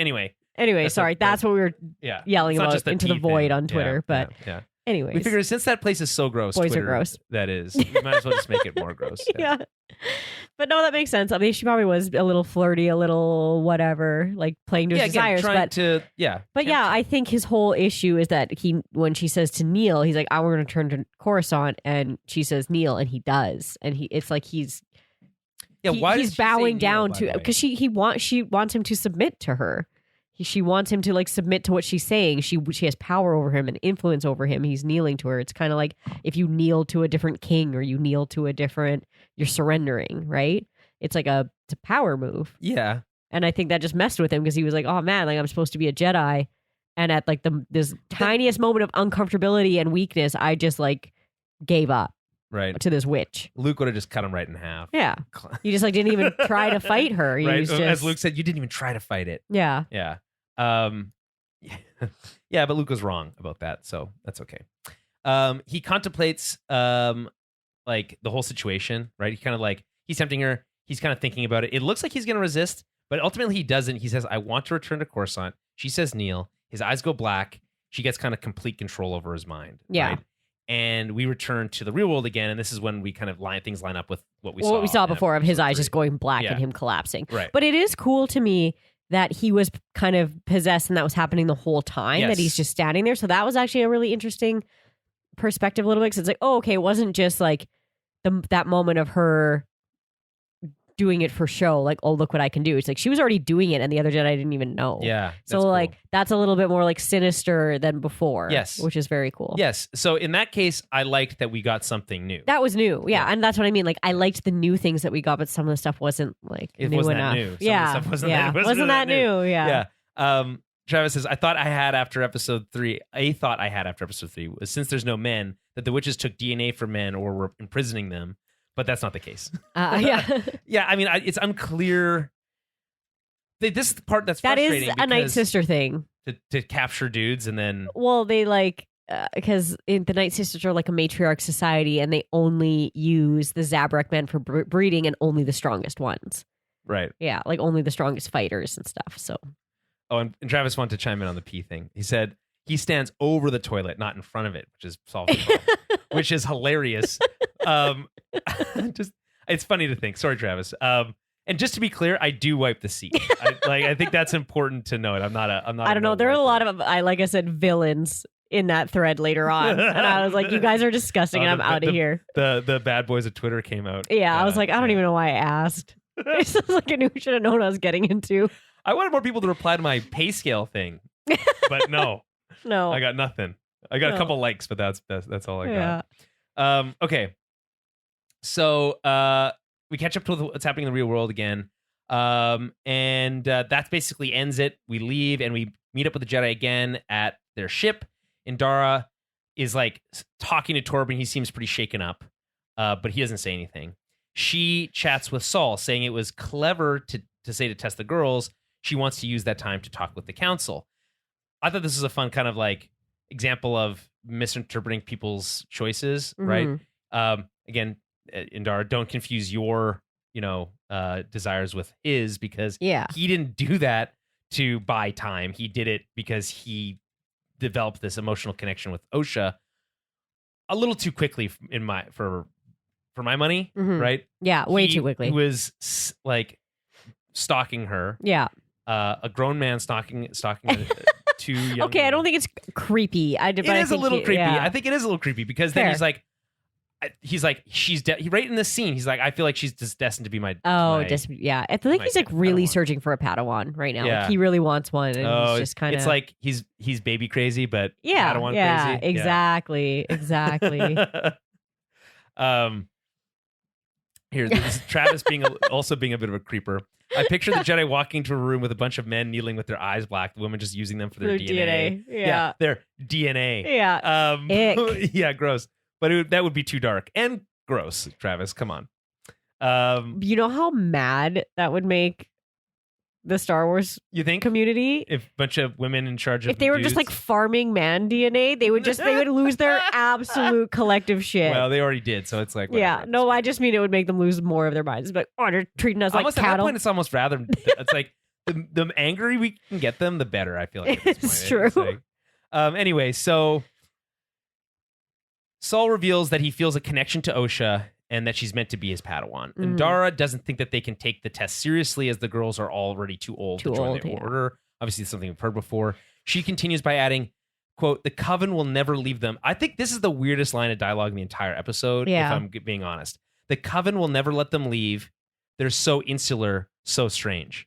What do you mean?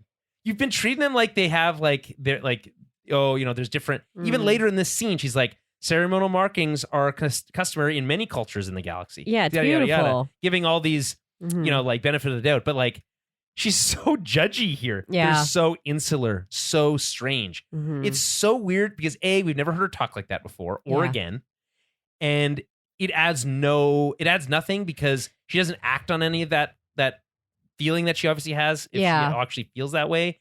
And it doesn't inform any further choices. So very strange choice, in my opinion, to include that line of dialogue. Yeah, I feel like she's just kind of picking up because this is after like Torben has been possessed a little bit, that she's like, whoa, this is a lot weirder than I thought it was. So I think she's just like, they're too they're too witchy and weird. They're not going to let these kids go. Like, let's just like bail on this because what's the point? Not worth the paper. Yeah, it's like exactly. They're too old to train anyway, and they're absolutely not going to be able to like let go. And of even this coven. if they wanted to, they're not going to let them leave. Yeah. So I guess that's what they're saying. But again, but I get of it could have been fine. So the coven will never let them leave. That would have been enough. Yeah. But they're so insular, so strange is really weird. Yeah. Yeah. Travis sounds like it could have come from Kirk's. Yeah. They're so insular, so strange. Yeah. Yeah, that's good. Okay. I haven't done a good Kirk impression in a while. It's good. Anyway, Saul points out that they were marked with dark magic. Again, another example of jumping to conclusions here, although accurate technically. And Dara, again, being the voice of reason here, rightfully points out that ceremonial markings are customary in many cultures in the galaxy.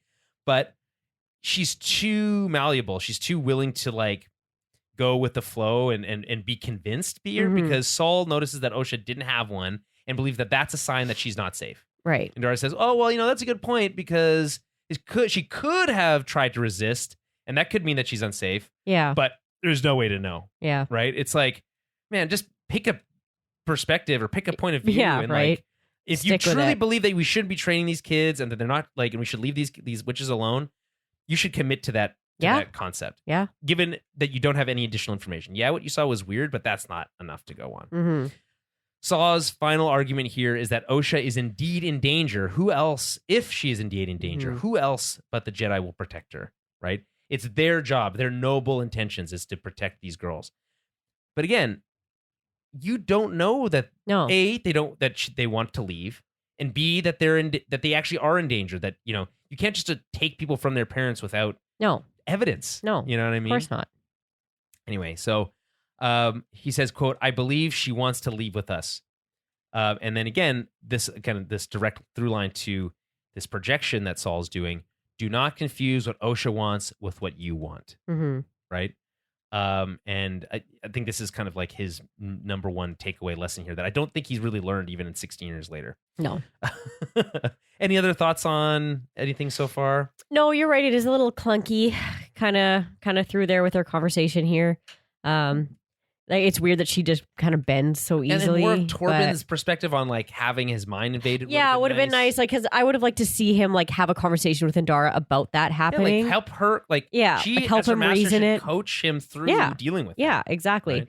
Or at least we could see her not coaching him, and then maybe that's another reason, right? So it just would have been nice to see him trying to deal with that. We don't get enough time with either of them to be able to make that call. No. Okay. So the next day.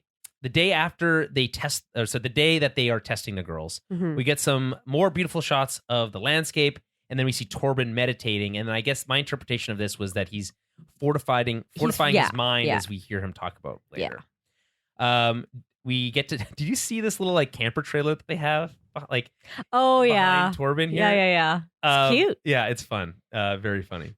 Travis is out signing off. Audi 5000. I think that's what they call it. Fun stream.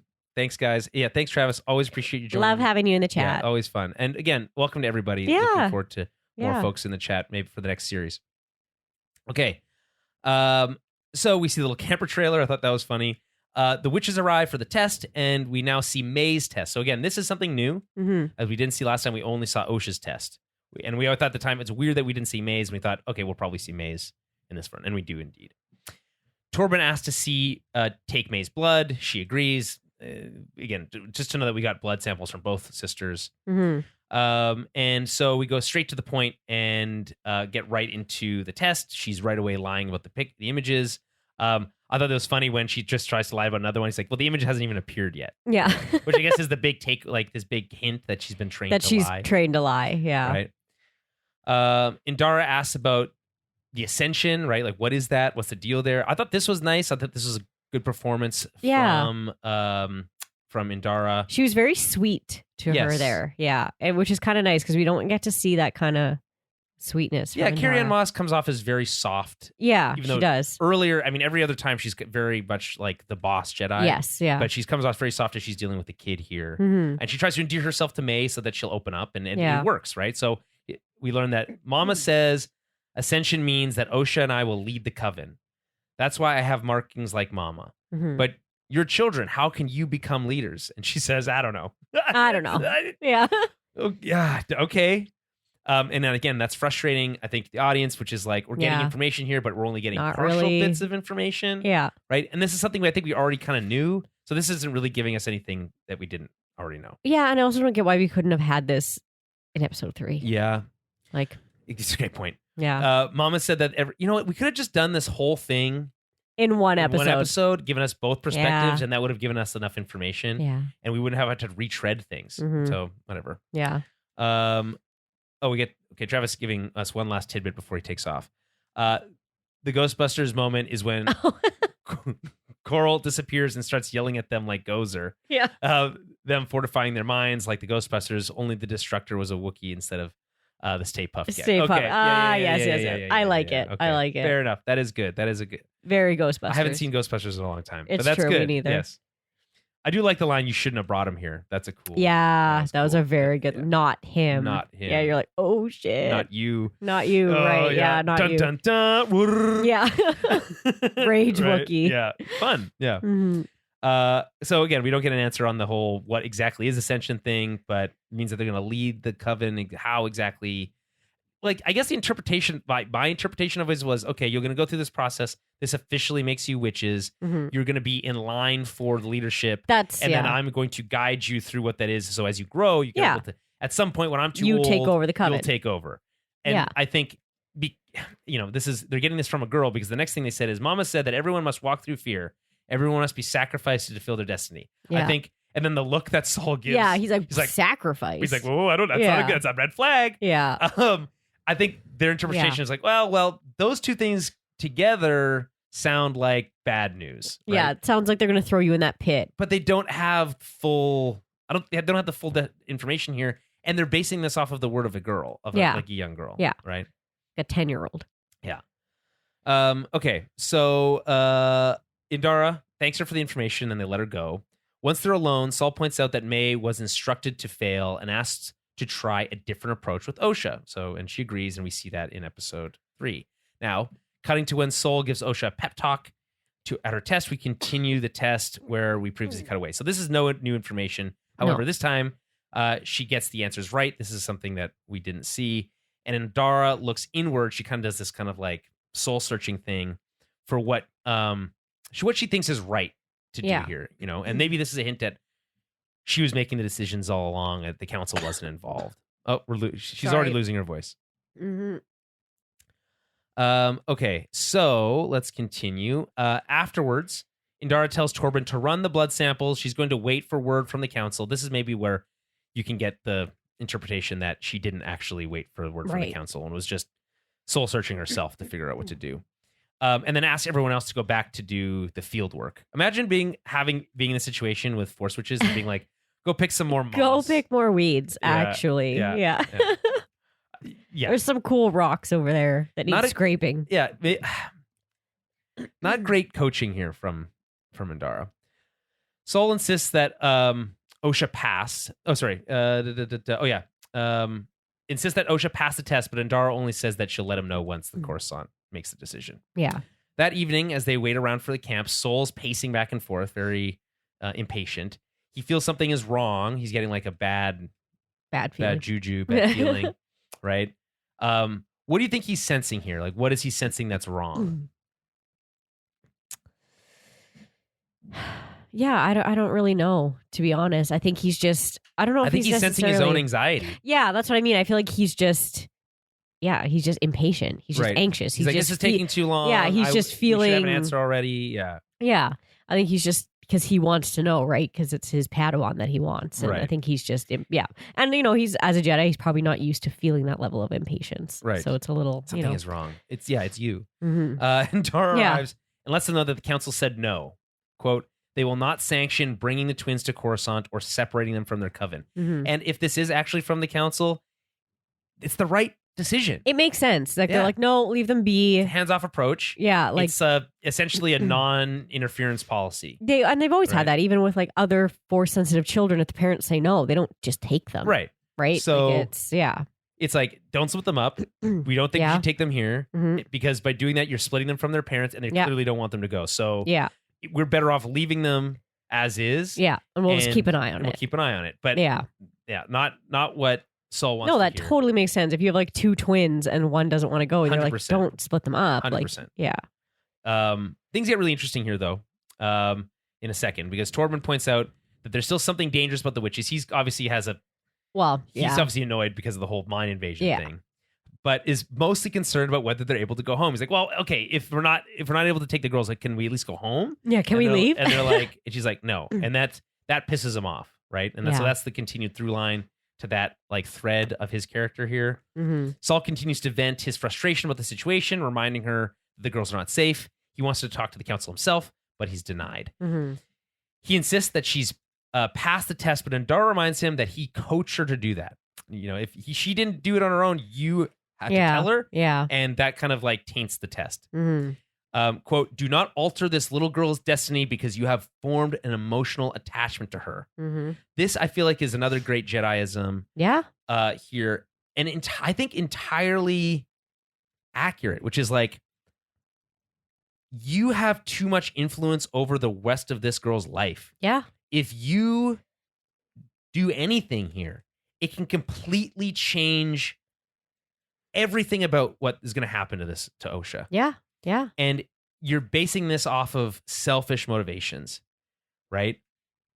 So when we talk about like the destiny versus choice here, right? Saul is denying destiny or choosing to implement his own destiny onto this. He's I see that she's destined to be my Padawan. Yeah. And that means that I'm going to deny potentially her own choice, potentially the choice of her mother, all these other things, right? And it's just a fascinating kind of look at that. Yeah. So he gets really upset at the implication that he's just doing this for selfish reasons, right? That's not what's happening here. Yeah. Right? And he says he wants to do what's best for Osha, and the great line, which is, you don't get to decide that. Yeah. Right? And again, I like Indara here as being this voice of reason, but she really should have just committed to this. Yeah. And she should have sent it home a little bit harder, being like, no. Well, and you also maybe should have been like, yeah, let's pack up and leave, because that would have probably saved a lot. There was too much of the temptation to make massive mistakes here, both from my Padawan, from you. Yeah. Kalnaka just whatever. Yeah, everyone's riled up. Let's go home. Yeah. Like, reset. Come back later. Maybe send a different party. Yeah, with clear heads. Right? Maybe send like a diplomat Jedi who can like interact with them in a more kind of measured way. Yeah. Right?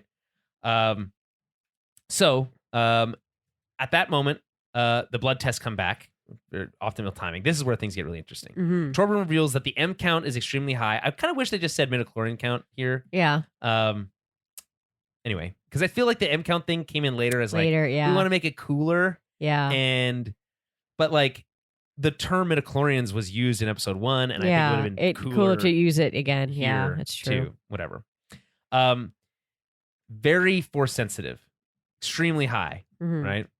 He continues with surprising concern that their symbionts are the same. They're exactly the same, which would be impossible without manipulation, despite them being twins. So, what the hell is he talking about? What is a symbiont? Yeah. So I looked this up. The closest I could get was a Wikipedia article about symbiosis. Okay. So obviously, when we talk about the Force, right? The Force is a microscopic life form that lives in all things. And it's a symbiotic relationship because it gives life, but also lives off of life. Right. Okay. So here's the line from Wikipedia. Symbiosis is a mutually beneficial relationship between living things. Such relationships were described as symbiotic. Right. And the parties involved in the relationship were named symbionts. Species in symbiotic relationship could not live without the other and would die without the partnership. Gotcha. They talk about the Gungans and Planet Naboo and yada, yada, yada. I'm struggling here because I don't know how that reflects into what we see on the screen, his little tablet, which is like two little logos overlapping, and they're the same logo. And they're the same, yeah. So I am, email us, towerbabblepodcast@gmail.com. If you have any theories, or at me on Twitter, at towerbabblecast on Twitter, because what the fuck are they talking about to here? To me, it sounded like they're not necessarily twins, that it is one person who has been split in two. And good connection to Game of Thrones, because that was actually something that they said in Game of Thrones a couple days ago. Oh, okay. One soul, two bodies. Yeah, which is kind of similar to this. I feel like they kind of go into them a little bit more detail, like right after this, where they kind of talk about how it's two consciousness, like one person, but two separate consciousnesses. Yeah, so I guess my assumption is that like everyone's forceness has like a unique fingerprint. It's like almost like a unique DNA, right? So you like, but I know that identical twins, I'm almost positive identical twins do have identical DNA. Right, exactly. In our world. Right. So in this case, the distinction between them being identical like an twins, extra thing. It's extra identical because they're what's supposed to be unique. It's convenient for Torben to know this information. Yeah. Right? He just knows that even twins don't have identical symbiotes, which is like a thing that would have been nice to like be explained to the audience, because like, are we just supposed to know this as an audience? This is what we're like hashing out. Using it as this like expositionary dialogue to be like, this is information that is more meaningful. Yeah. Obviously continue here. But to me, it felt like we were already supposed to know it. I mean, maybe. Either way, I think it's confusing because I think the term symbiont is used in a weird way here. Yeah. And I just think it's confusing. And if it is like a forced fingerprint situation, I don't think they did a very good job describing that. That's kind of what I mean, yeah. So impossible without manipulation, right? So Soul jumps right into the idea that the twins are artificially created. So this idea that, to me, it seems like a weird leap to go from, they have the exact same symbiote, it has to be manipulated in some way, too. Yeah. They are artificially created people. Mm-hmm. Seems like a leap of logic to me. But maybe not if you're a Jedi, if you have this information, but it's too I guess because you wonder, like, how else does that happen, though? Like, if it's impossible, without manipulation or cloning, like even cloning, it's like, okay, so this is not a natural occurrence. Secrets only the Sith knew. Yeah. So it's like, okay, that's extra spooky, because it's like, well, who did the interfering, right? Yeah. Somebody had to have interfered. Right. And again, it could go back to there's obviously the Force dyad thing here. There's the stuff from Last Jedi with Palpatine connecting Rey and Ben, and maybe having a sense that they were a Force dyad and trying to create that. Well, that and the whole Anakin thing too, right? So in this case, like it's like, we're getting blips of that. So maybe in this case, it could be that same thing, or it could be just the witches. But again, we don't know. I thought we were at least going to find that out in this episode. Me too. Guess not. So Endara, jumping off this same idea, continues the thought, thinking that it could be done by, quote, tapping into a power dense enough to split one consciousness into two bodies. There we go. That's what I was thinking of. Yeah. Which... So it's like splitting one soul into two bodies and one person into two bodies. I feel like one entity. I think the use of the term consciousness here is also weird. It is weird. Well, remember there's theories, people thinking that they're the same person and that it's like one person. It's like a Fight Club situation. Yeah, kind of thing. So they were right, but just not in the way they thought. Not in the way they thought, exactly. And that's why they're so connected with their twin stuff. And that's why they can see kind of each other. It's almost like that dyad because they're the same person. Yeah, but like...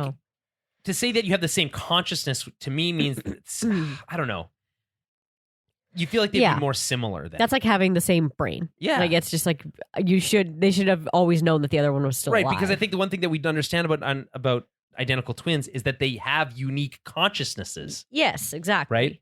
That they're not literally the same person, that they are unique. And we've already proved that Osha and May are not the same. So this is why it's so confusing to me. So anyway, they basically connect the dots here, saying only a virgins could create that type of power. And that at the mention of the word virgins, Torben's like, aha, that's it. That's my ticket out of here. Yeah. And then jumps on a speeder and is out of there. And he's like, I'm going to go get these girls? Like, yeah, so it is. weird. He doesn't really feel like he's thought that through.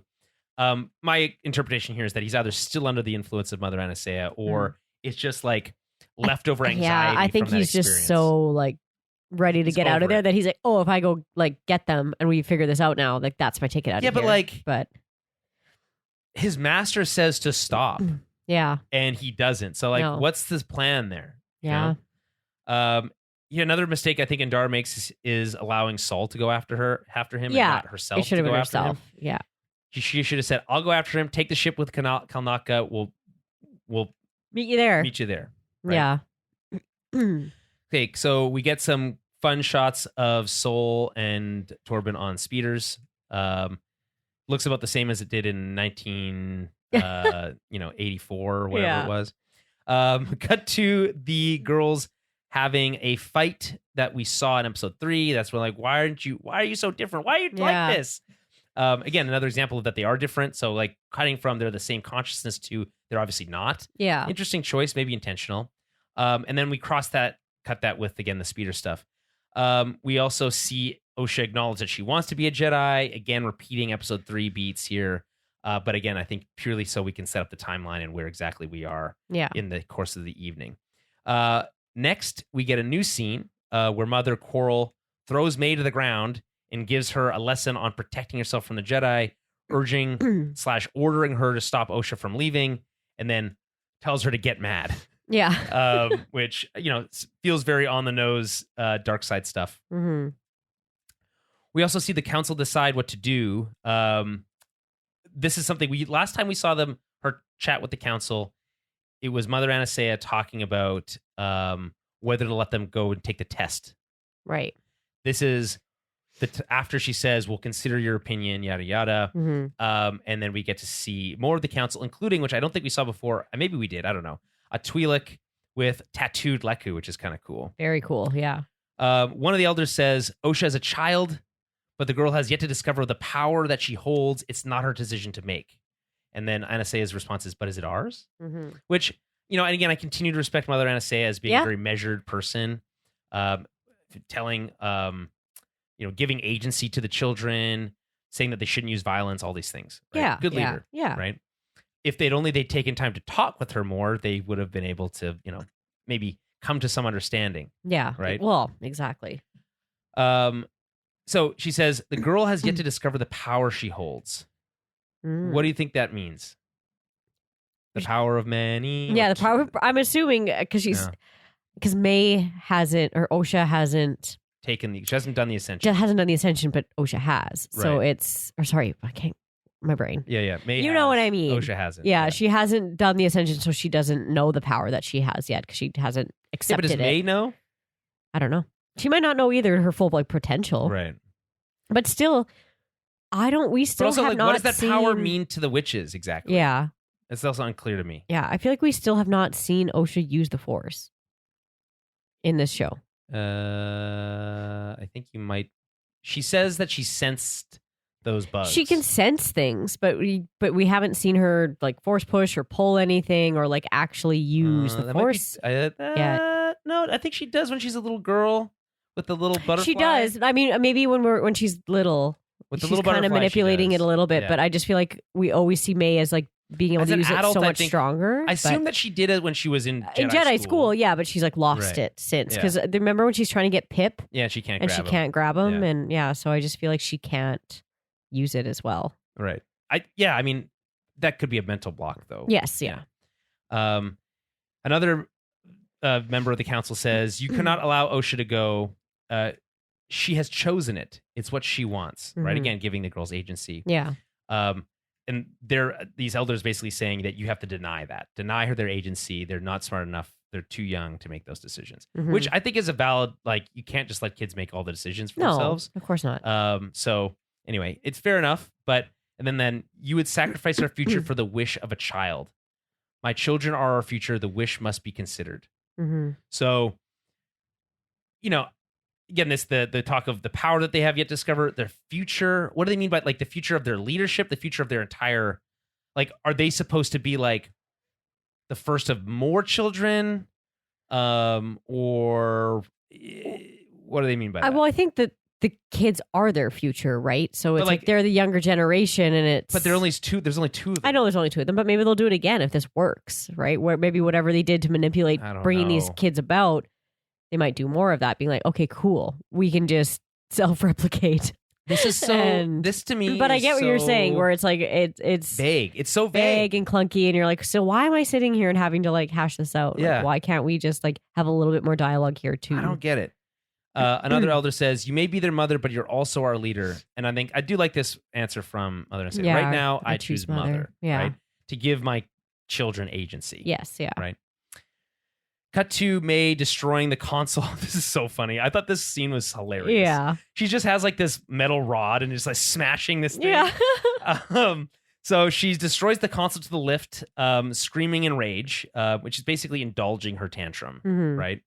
She announces that the witches that no one can get in or out. And Coral has the rest of the witches arm themselves and prepare to confront the Jedi.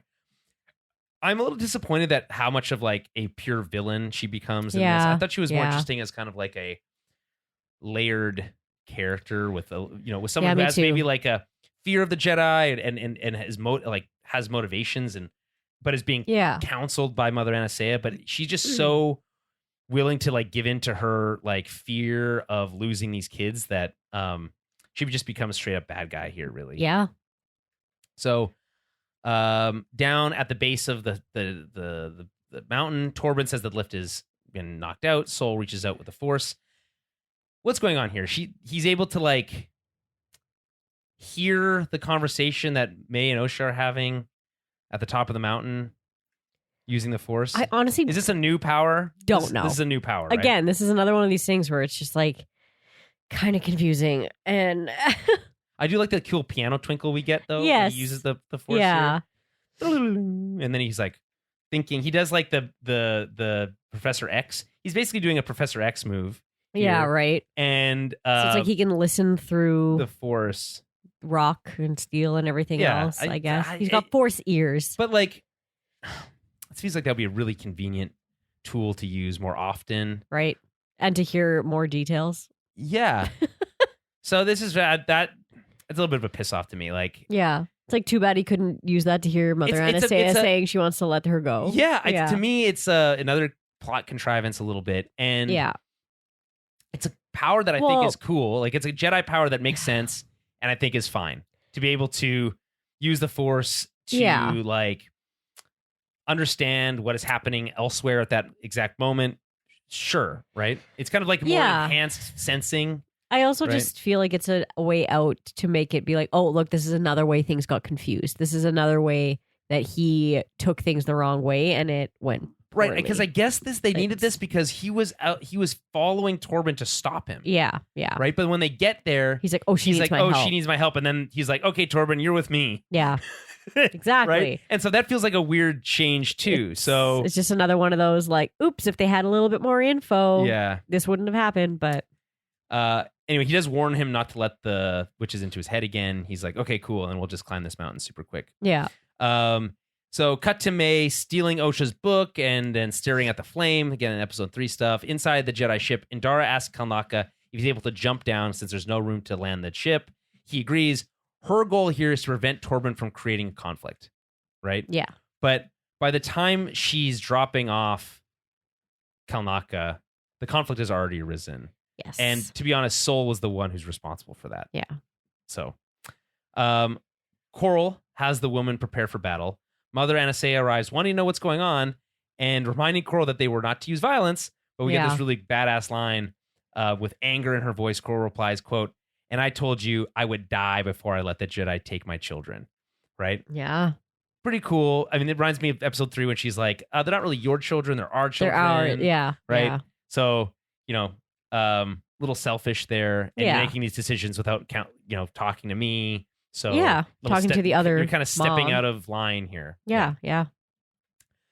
May lights Osha's book on fire. Again, episode 3 stuff. It grows really quickly and we see she gets scared. She tries to like stomp it out, but because like the lantern's like filled with oil or whatever, it causes the fire to grow further, causing an electrical fire, I guess. Yeah. And then that just shoots through everything. And that shoots through everything and then leads to the reactor. Everything exploding.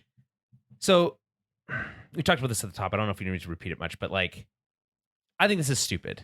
Yeah. Because it looked like this is a base built into a mountain, right? This is all rock. Yeah, like how does it? What does it spread? What is catching on fire? Do the wires catch fire? I guess. And is that enough to override? The other electrical panels are sparking other ones, and those ones are. Does that cause a feedback loop or something on the? I don't know. But again, it's like gobbledygook.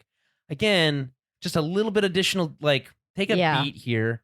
Because it looks like the hallway's on fire. Exactly. And why? Like, what? Like, okay, what's on fire? There's no carpet there. Yeah. Like, I don't know what's going on. So, just taking a second and just giving us a little bit more understanding about what's actually happening here would have gone a long way. Sol and Torben arrive to find Mother Anastasia and Coral waiting. Coral threatens them. She says basically, if you take another step, it'll be your last, which is always a great threat.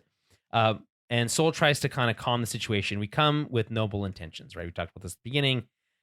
Noble intentions, pave the way to hell. Mother Anastasia predicts that Sol is there to find out if they'll allow Osha to join them, Jedi. She's like, well, that's obviously why you're here. She's not entirely correct, though, because although I do got to say, her line here is a pretty sick dig. She's like, you want to know if Osha wants to leave her family to be raised by an institution instead, right? Which is a kind of like a shout out right to his face, which is that you are not equipped to raise children.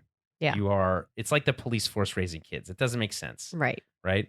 So, but Sol, surprising her, asks instead about the twins' origin.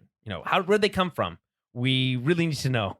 It's very important. And you tell me, tell me right now. Tell me right now before this battle. And so Mother Anastasia thinks about it. She kind of mulls it over and she just says in response, not answering the question, someday those noble intentions you all have will destroy every Jedi in the galaxy. Which either she can see the future, or she is just really good at kind of interpreting the way they run things, and is able to say, well, eventually you guys are going to be your own demise. Yeah, right. It's going to come back to bite you in the ass. But you can only do this so many times. It does feel like it's too on the nose to the Order 66 stuff, doesn't it? A little bit, yeah. Right. Yeah. You thought you were protecting the galaxy, but instead you destroyed yourselves. Yeah, and you allowed yourselves to be destroyed. So. I think to be raised by an institution instead of a family was a good enough dig. Yeah. That kind of exemplified her position on this. To add someday those noble intentions you have will destroy every Jedi in the galaxy isn't needed. I think you could have done something. Those noble intentions will lead you astray. Yeah. All these other things that you could do, but to put you specifically you're all point gonna out die. That every single one is going to die. Yeah. Is too much. I feel like, right? Unless, again, she can see the future, which she's pretty powerful, so maybe she can. Yeah. But as Yoda says, the future is always in motion. So, although maybe a moment like Order 66 has a big impact stamp. That you can easily. But then if that was the case, you'd think other people would be able to sense it. That's true. Anyway, Torben draws his saber. Sol tries to calm him, but at that moment, May comes running for help. This was weird too. Sol assumes it's Osha. He's like, Osha. Yeah. And she doesn't say anything. Instead, she just stands there crying. And then Sol doesn't do anything. This is very awkward. I just feel like this whole thing is very awkward. Torben lights a saber. We find out that it's yellow. It's very cool. And that same moment, Mother Anastasia turns into black mist. And she seems to be turning May into mist too. What do you think is happening here? Yeah, I'm assuming Sol thinks that she's trying to possess them again or whatever. Or possess Torben. Yeah, but I think she or whatever, or he thinks he's doing hurting her or sacrificing her or stealing her life force or something, right? That's kind of what I got because he just immediately. Why would you do this standing right next to him? Yeah, I don't know. I guess she thought she could do it quick enough. Why does turning into mist still make you vulnerable to lightsabers? I feel like because she's not totally missed yet. He just gets her before she's all wisped away. I don't know. I paused it and she's mostly missed. Mostly missed. Yeah. I don't know. I guess maybe she's still there, corporeal. She hasn't teleported yet. What is the mist? I don't know. Here's the problem with this. I don't know what to tell you. It does seem threatening and scary. Yeah. But it's entirely unclear because, again, Coral turns into mist too. Later, yeah. And then is able to speak to them telepathically or whatever. Yeah. Well, then she goes into Telnaka, doesn't she? Is that what's happening? That's what I understood is that she goes and possesses him. I guess we never see her again. Yeah. I thought she was doing it in the same way that Anastasia did, which is to just not inside leave? them literally, but yeah. was influencing them in like externally. Yeah, I don't know. I mean, probably because it looks cool. Like they're like I'm gonna make these. I mean, to be fair, that's a decision. I mean, that's a reason that. But you're right. We don't see Coral again. So is she dead? I feel like it's possible she's still around. Yeah. Like, did she just? And she's clearly the most dark sidey of all these witches. Teleport out, and the other ones were the ones that took over Kalnaka, and she was just like, "Whoop." And maybe she recruits the help of the Sith to get her daughters back. Yeah, could be. Ooh. I don't know. Ooh, okay, new theory. Yeah, could be. You didn't see a body. Yeah. So there you go. Yeah. I didn't really clock that when I was watching the episode that we don't see her again. But and Saul she mists herself. So Saul acts like he's like, oh shit, she's turning to miss, stabs her right away. Yeah. Right. Is that is that the right move? That's not the right move. What would you do? Like, I guess he feels it's threatening, but I feel like immediately he's like, oh shit. Like, what have I done? Yeah. Right. Yeah. I did not think he was going to be the one. Like, I didn't kill her, and in front of her too. I was like, "Oh shit!" Yeah, that is pretty right crazy. In front of her. Yeah, but again, she blocked that out from her memory. Maybe it's so traumatic that she's like not. And like, yeah, I guess maybe that's why she's trying to kill him. Yeah. That makes sense. Like that you'd want to kill the person that killed your mom right in front of you. Like obviously, but again, that it's just a bit of a hole that like she would have never told Osha this over the times that they've been together. Like it just. That kind of bugs me a little bit. This is going to need to be explored further next episode. Yeah. So he stabs her through the chest, and then as she returns to corporeal form, we hear her say her final words are, "I was going to let Osha go. It's what she wants. It's what she wants. She chose you." Yeah. Imagine hearing that from her right after you killed her. Yeah. Oof. That's rough, right? Yeah. So the thing that's crazy to me is that Sol was the one that ultimately killed Osha's and May's mother. Yeah. And also what he thought was killed May. Yeah. Or let her die. Mm-hmm. That seems way more traumatic than what Torben went through. And Torben offed himself. Yeah. But he's a lot younger also at the time. It just, to me... I still don't understand the outcomes just don't really line up. They don't. He killed himself because of this. Yeah. And it's like, I feel like he didn't really even do anything. He's more a victim here than anything else. Yeah, exactly. And maybe there's an interesting... He is the reason that they go there. There is an interesting angle to explore, which is that even the victims of trauma might interpret that in a way where they blame themselves and then want to escape those feelings and blame through suicide. Yeah. And I'm sure, in fact, I'm sure that's the case. But I don't give the show credit for that's what the message they're trying to say. I don't. Yeah. I don't think that's what they're. Well, and I just feel like there was so much more. It seemed so much more. What's the word I want to say? Like symbolic that she had this poison from her planet and gave it to him and like was like, you know what this is for, and he's just like, yep. He's like, yeah, totally, so yeah, like, boom, I'm out of here. Why? Yeah, like there's she said that they were looking. I want to give you the. What is he trying to give her? Or she's trying to give him the. Not escape, but something like that. Yeah, but I'm just like, I don't understand. Yeah, it's Anyway, Mother Anastasia falls to the ground, dead. May runs to her body, crying for her mama. I find these child actors to be very annoying, to be honest. Yeah. Even here, it's not a great line reading of how someone... I don't think any child would react this way to seeing their dead mother. No. Coral tells May to run. I thought that was a cool line reading, though. Run! And then she runs off. Yeah. Torben defends himself from arrows. Here's the disappointment to me. Every time we've seen bow and arrows from the witches, they've got the cool electric Oh, the cool string. light. Yeah, the electric strings. Yes. But these are just regular ass bows with regular ass arrows. Yeah. So that's a little... I mean, but you're 100 years in the past, so maybe they haven't invented those yet. Yeah. They don't have the cool ones yet. Anyway, we get to see Torben get to do some cool lightsaber stuff. He's like twirling his saber around. It's pretty cool. It's real good. Not easy to hit a Jedi with a bow and arrow. No, it's Anyway, Sol defends himself meanwhile from Coral, who's like trying to attack her with her staff. He's kind of like he's not even using his saber. He's just like he's just dodging. Yeah. He doesn't want to fight. She's like demanding that he fight her, or that he fight her. Yeah. Reminds me a little bit of May later, kind of like attack me with all your power. Attack me, fight me. Yeah. And so as they fight, the core explodes, right? And we see explosions from Indara's perspective on the ship, and we hear screaming from the witches. Yeah. We cut back to Sol and in Coral, and everything's destroyed around them, but they're standing exactly the same place they were before. Yeah. And like still posed with like her like holding the. It's really weird. Yeah, I agree. When you pointed that out to me, I'm like, you're so right. Like, it's just like, and, like everyone's dead on and fire. Everything's on fire, but they're exactly. It's just, I think it's an odd choice of like staging and blocking. Yeah.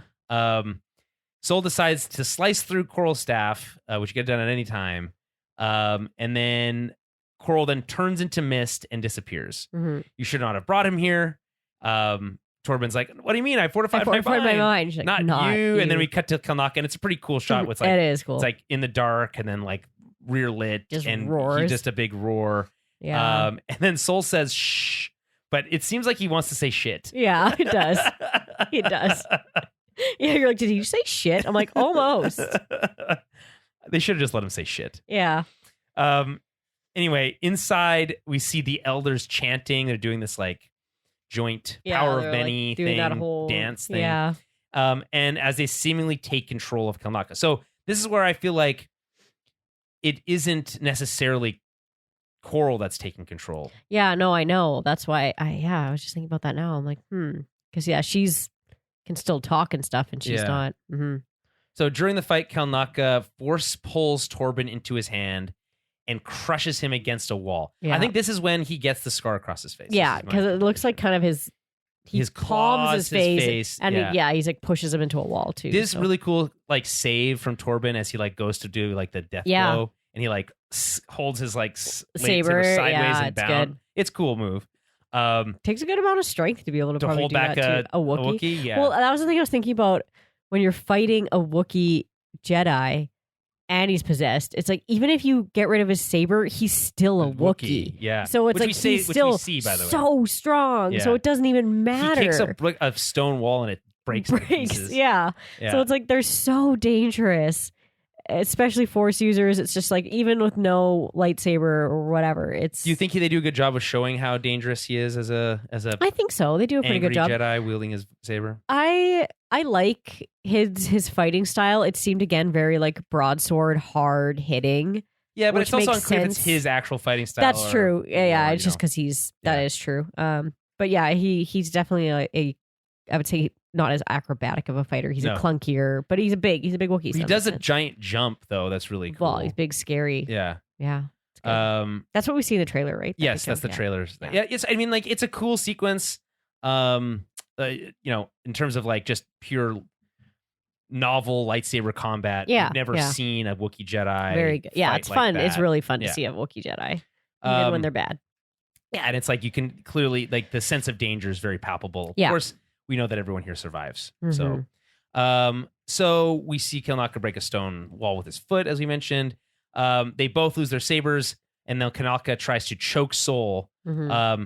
Again, maybe he's trying to fight it a little bit because I feel like a Wookiee could like immediately snap his neck. Absolutely, right? Yeah. Before Indara arrives, and she does this cool like wire work force jump right onto his back. You didn't like that? I thought it looked very vampire, and maybe it's just because it's her. I don't know. You think it's like to the Matrix? Yeah. That could be just because it's the actress, maybe. But Carrie-Anne Moss. Yeah. I mean, but I don't know. There was something about it that I was like, that looked weird to me. I think it's like this cool save. I liked it. Yeah, personally. It was like a neat mix between like a. But like, where did she park the ship? Did she park it and then climb the mountain also? Yeah, I don't know. Okay. Yeah, it's not clear where she came from. Or maybe she put it into autopilot and jumped down herself. Yeah, could have. Maybe they haven't invented autopilot yet. Yeah. Anyway, so when she pushes the witches out of Kalnaka's head, we see all the witches like pass out. Do they die? Are they dead? I don't know. That's what I was thinking too. I'm like, did she just kill them all without touching them, or are they? There's no way. There's two things that I can interpret here. Mm-hmm. One, that I don't think she killed those witches because I don't think, or at least not intentionally, because I don't think she's not strong enough in the Force to murder all those witches. Well, and that's not indirectly really a thing in the Force to be able to turn off people's brains without touching them, without whatever. Like it's just she just kind of shot their control out of Kelnaka's head. It's possible though that it's like, again, like the Matrix. You die in the Matrix, you die in real life. Like they're using their... If you put all of your mental energy into Kelnaka and then it gets forcefully removed, it doesn't return to you, maybe, and then you're just become a husk. Yeah, I don't know. Or they're just knocked out and then they just die because everything collapses and burns. Yeah, to me, it them. doesn't seem like... It's not believable that every single witch died. No. But maybe they didn't. Maybe they didn't. It's possible. I still think Coral's alive. That's my new theory. Yeah, me too. It doesn't like... it seems a little unfair to be like the only species that like we associate with bad guys is like, the super bad guy. Yeah, yeah.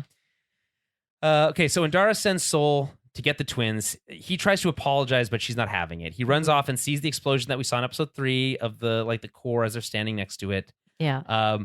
And we get the kind of I guess interesting, but kind of more on the nose framing of him standing in the middle of them and them on both sides. Yeah, right. And choosing. Yeah, and like devil and angel on your shoulder, make a choice, right? Mm-hmm. Can only save one. Yeah. He's using the Force to keep them both from falling. Mm-hmm. And he's like holding up these like metal gateways, right? Walkways. And I guess the implication that he's not strong enough to keep them both. That's what I kind of got. It's like he's not strong enough to hold up both of them. But like, and I think he's also trying to figure out which one's which, so he's kind of watching them yell at each other, right? Which is also annoying. Like having to hear them. Oh my god! Osha, I know, Osha, it's May. so annoying. We fucking get it. Also, like back off the broken walkway. Like why? Are you, yeah, and they're just like standing there with their arms out, and it's just like, hey, this is like going on for way too long. Yes, I agree, and I feel like now I understand why they framed it in the way that they framed it in episode 3, because it's like, this is much better framing than we saw in episode 3. Yes, and they couldn't show us that because I guess Saul was standing there the whole time. Yeah. So that's weird. Anyway, he makes a decision. He's going to save only one, and he just chooses to save Osha. Yeah. So obviously this is a huge moment. This is like the big revelation, right? Mm-hmm. The log line for this episode is a bitter truth is revealed. Yeah. This is in my opinion, not him killing their mother, although that is unfortunate and I think it's all of it. But this specifically is that I chose you. I let May fall. Yeah, I killed your mom and let your sister die. So, I actually think that's an interesting concept. I don't love how it's visualized here, but what's your takeaway from this whole like decision? Yeah, I mean, I feel like he's making a series of the wrong decisions to get to what he feels is like the right point. So it's like he thinks that the girls are in trouble, and they're not. They're not really. But he makes that decision, and he's like, "Well, I have to save them." Puts them in trouble. Yeah. And then it's with Torben. He keeps thinking that they're in trouble, so he's making these choices of like, I have to save her, I have to save them. And again, with Osha specifically, with Osha specifically, and then when he kills her mom by accident, she's like, "I was going to let her go. She chose you." He's like, "Okay, well now I definitely have to save her and take her with me." So it's when he comes to that decision with May and Osha, I think it's relatively easy for him, but I don't think it's easy on his conscience. I guess like if you're in that position, you're like, I have to pick one, right? And that's actually funny. Also, like Game of Thrones, where a couple weeks ago, a mother had to choose between their son and their daughter. Oh my god, it's really messed up. Yeah, but in this scenario, he's like, we already know he's established this emotional connection to Osha, although not so much that he can tell them apart, obviously. No, but he thinks May has started this fire and locked her in there. Yeah, but like, why does he even think that? Because he heard the conversation. She's like, "You're stuck here now with me," or whatever. Right.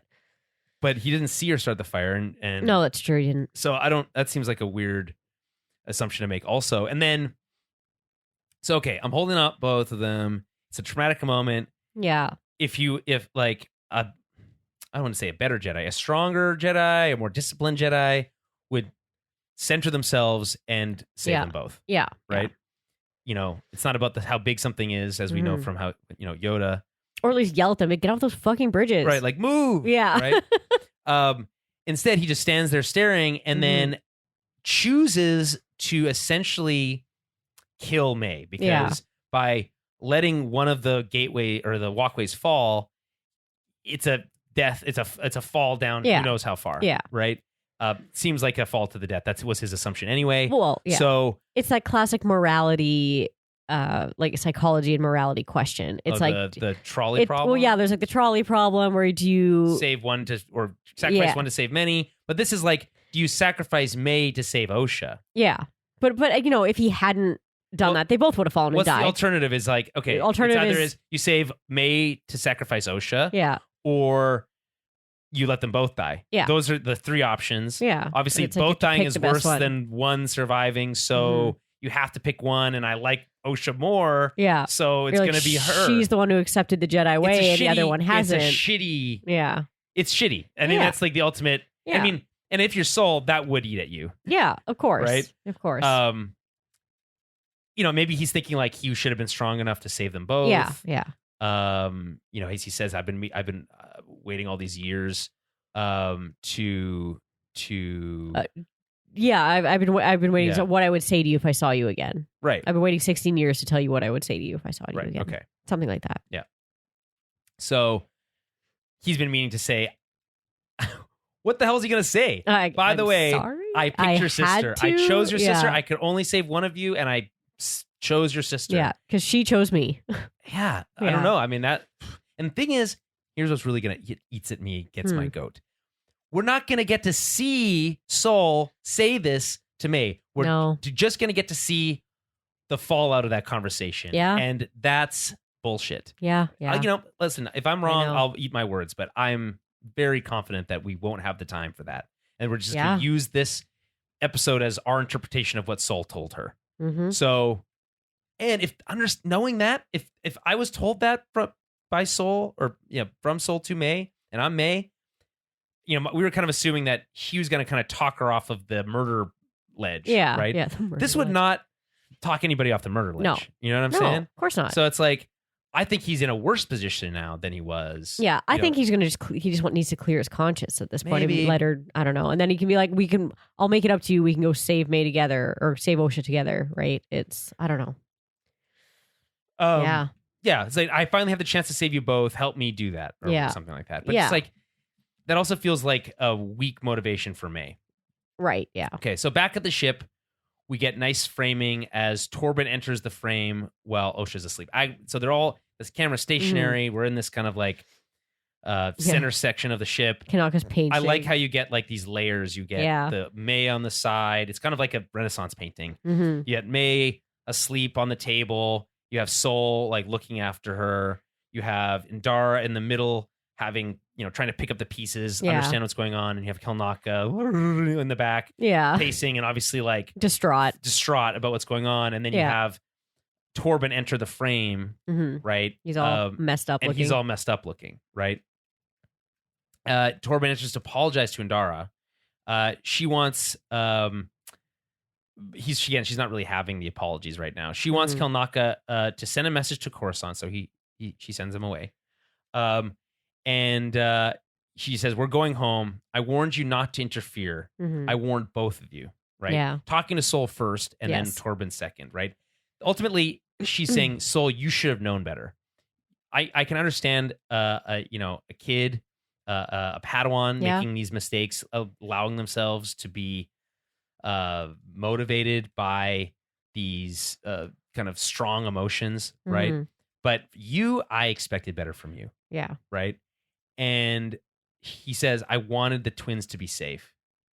And she's like, with no thought of the consequences, you interfered and disrupted this, and you didn't have to. Yeah. And that's kind of her takeaway.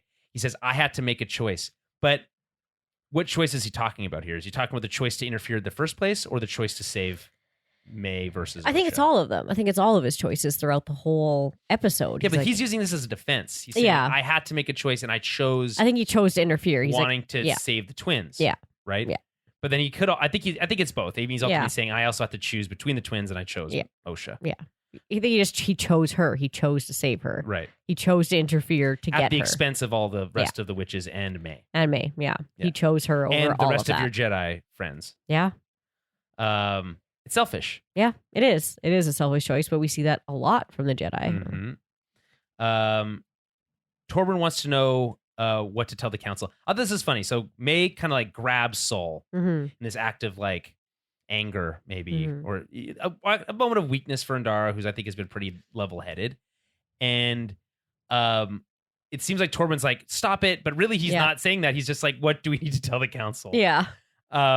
She says to tell the truth. Sol's like, yeah, I agree. The truth will set us free. This is important. He, at this point, later he's like, I need to face the council, right? We know that from the later episode, on the earlier episode, but further in the timeline. I need to face the council. I need to tell them finally what's going on. At this moment in time, he was already wanting to do that. Right. He wanted to come clean now. And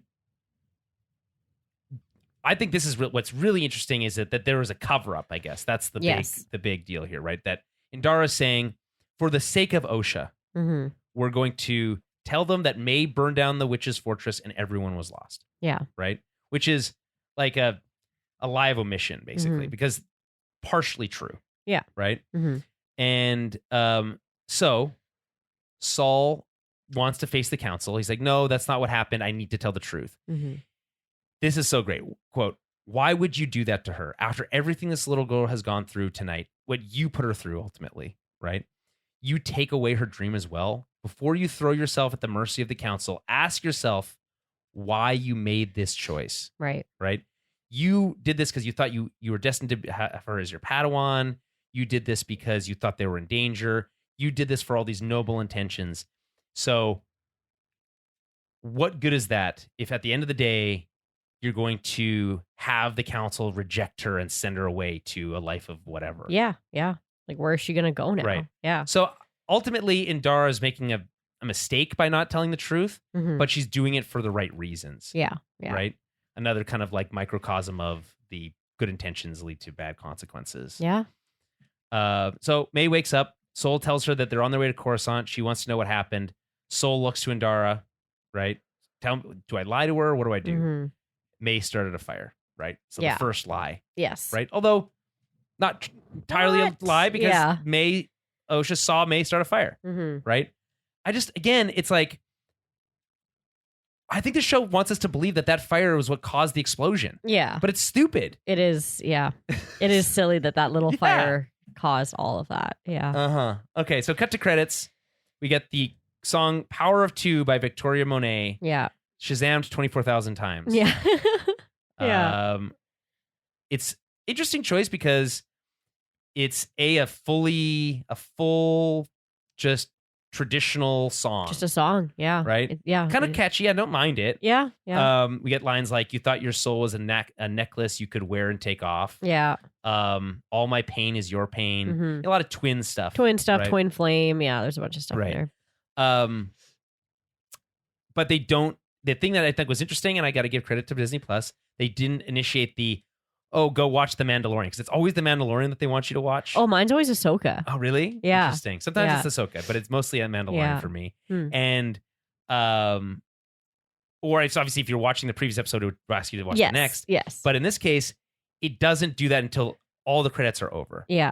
And they're long. It's like a 2.5-minute song. Yeah. So, you get that, and that's part of the runtime. Yeah. So that's part of the runtime. Interesting. I'd like to understand more about like what made them decide they wanted to go and have someone like commission this song. Choice. But yeah, I think I'm not mad at it. I don't know. It's a fine song. It's just something new that we've never really different. Seen we've never really seen a lyric Star Wars song. Traditional orchestral music. We've heard no music at all. When you really want to make impact, you just cut to no music. And now we have this, which is new opera. Also. When did we have opera? Duel of the Fates. Yeah, well, yeah, but not as kind of opera, not as credit music. No, not as credit music. I just mean like there's not really words with lyrics. That's not really opera, and those words don't mean anything. No, I know. So I don't know what you call it. Vocalizing, I guess, just vocalizing. Yeah, or choral music. Yeah, choral. Yeah. I'm just saying we haven't had lyric music. Yeah, this is weird. It's not. It threw me off. I was like, what is happening? Yeah. Again, it's a great song. It's a fine song. It's kind of cool. They're probably testing it out, see how mad it makes people. Well, it didn't make me mad. I was just more confused than anything. Yeah. Anyway, final takeaways here. Mostly frustrating. Lots more questions than answers. Yeah. Answers we do get are not that interesting. And we now are left with one episode to wrap up this, what was turning out to be a really interesting story that's been derailed by this mostly uninteresting, unimportant second flashback episode. Yeah. to me, it just smells of kind of like, I don't want to say incompetence, but it just smells of like a story decision that was made without much additional thought, right? Yeah. We need to do these 2 flashback episodes. Okay. What impact does that have on the larger story? Doesn't feel like that was considered. Yeah. So I think a more, let me just put it this way. I think a more experienced or story team would have done something differently, or a team that would have had a little bit more oversight from leadership, story leadership, either the Dave Filoni's or whoever else, to kind of help tighten things up, because that's what this is. It just feels like a loose thread on an otherwise pretty good tapestry. Yeah, that was kind of my main qualm, was just kind of the pacing and how it kind of interrupts the really cool pacing we were getting from the last 2 episodes. Yes, it derails the season in the worst possible time. Yeah. So, but anyway, it's fine. It's not the worst episode of Star Wars I've seen. There's some cool ideas in there. Yeah, but they're just like lightly touched on. It's all surface level. Yeah, right. So, I mean, we'll be back next week with our final episode finale of The Power of Manny. Yeah. Which is that he's ripped, which we all remember. He's jacked. Yeah. Okay, so next week we return to the more interesting story. I assume it'll be a longer episode. I think you have to. If it's not at least an hour, I think that's a massive mistake. And we'll unpack it all, but that'll be next week after your wedding. After my wedding, yeah. So a whole different Rachel will be here to unpack it. So different. Yes. so different. It'll be the first place I change my last name. No, just kidding. Just right here. It won't be just right there. It doesn't mean anything. No. Anyway, either way, we'll be back next week. Until then, as I mentioned, follow us on Twitter at TowerBiblecast, Facebook.com/TowerBiblecast. Send us some emails if you had some thoughts on this at Gmail, TowerBiblePodcast@gmail.com. And then remember to subscribe on YouTube and Twitch so you can join us for the live session for the finale. And the Patreon, of course. Help support the show, keep the lights on, especially in this dark time of unemployment that I am in. Yeah. Or fun employment, as I prefer to call it. And I'll tell you my Oreo cookie hack. Yes, and it's a big deal. Real big deal. It's a big deal because you don't want to get the dark side ones because every time you want to get the light side. Have fun with the first box you open, but then I'll tell you the secret on how to get the other kind next time. Okay. Until then, may the Force be with you.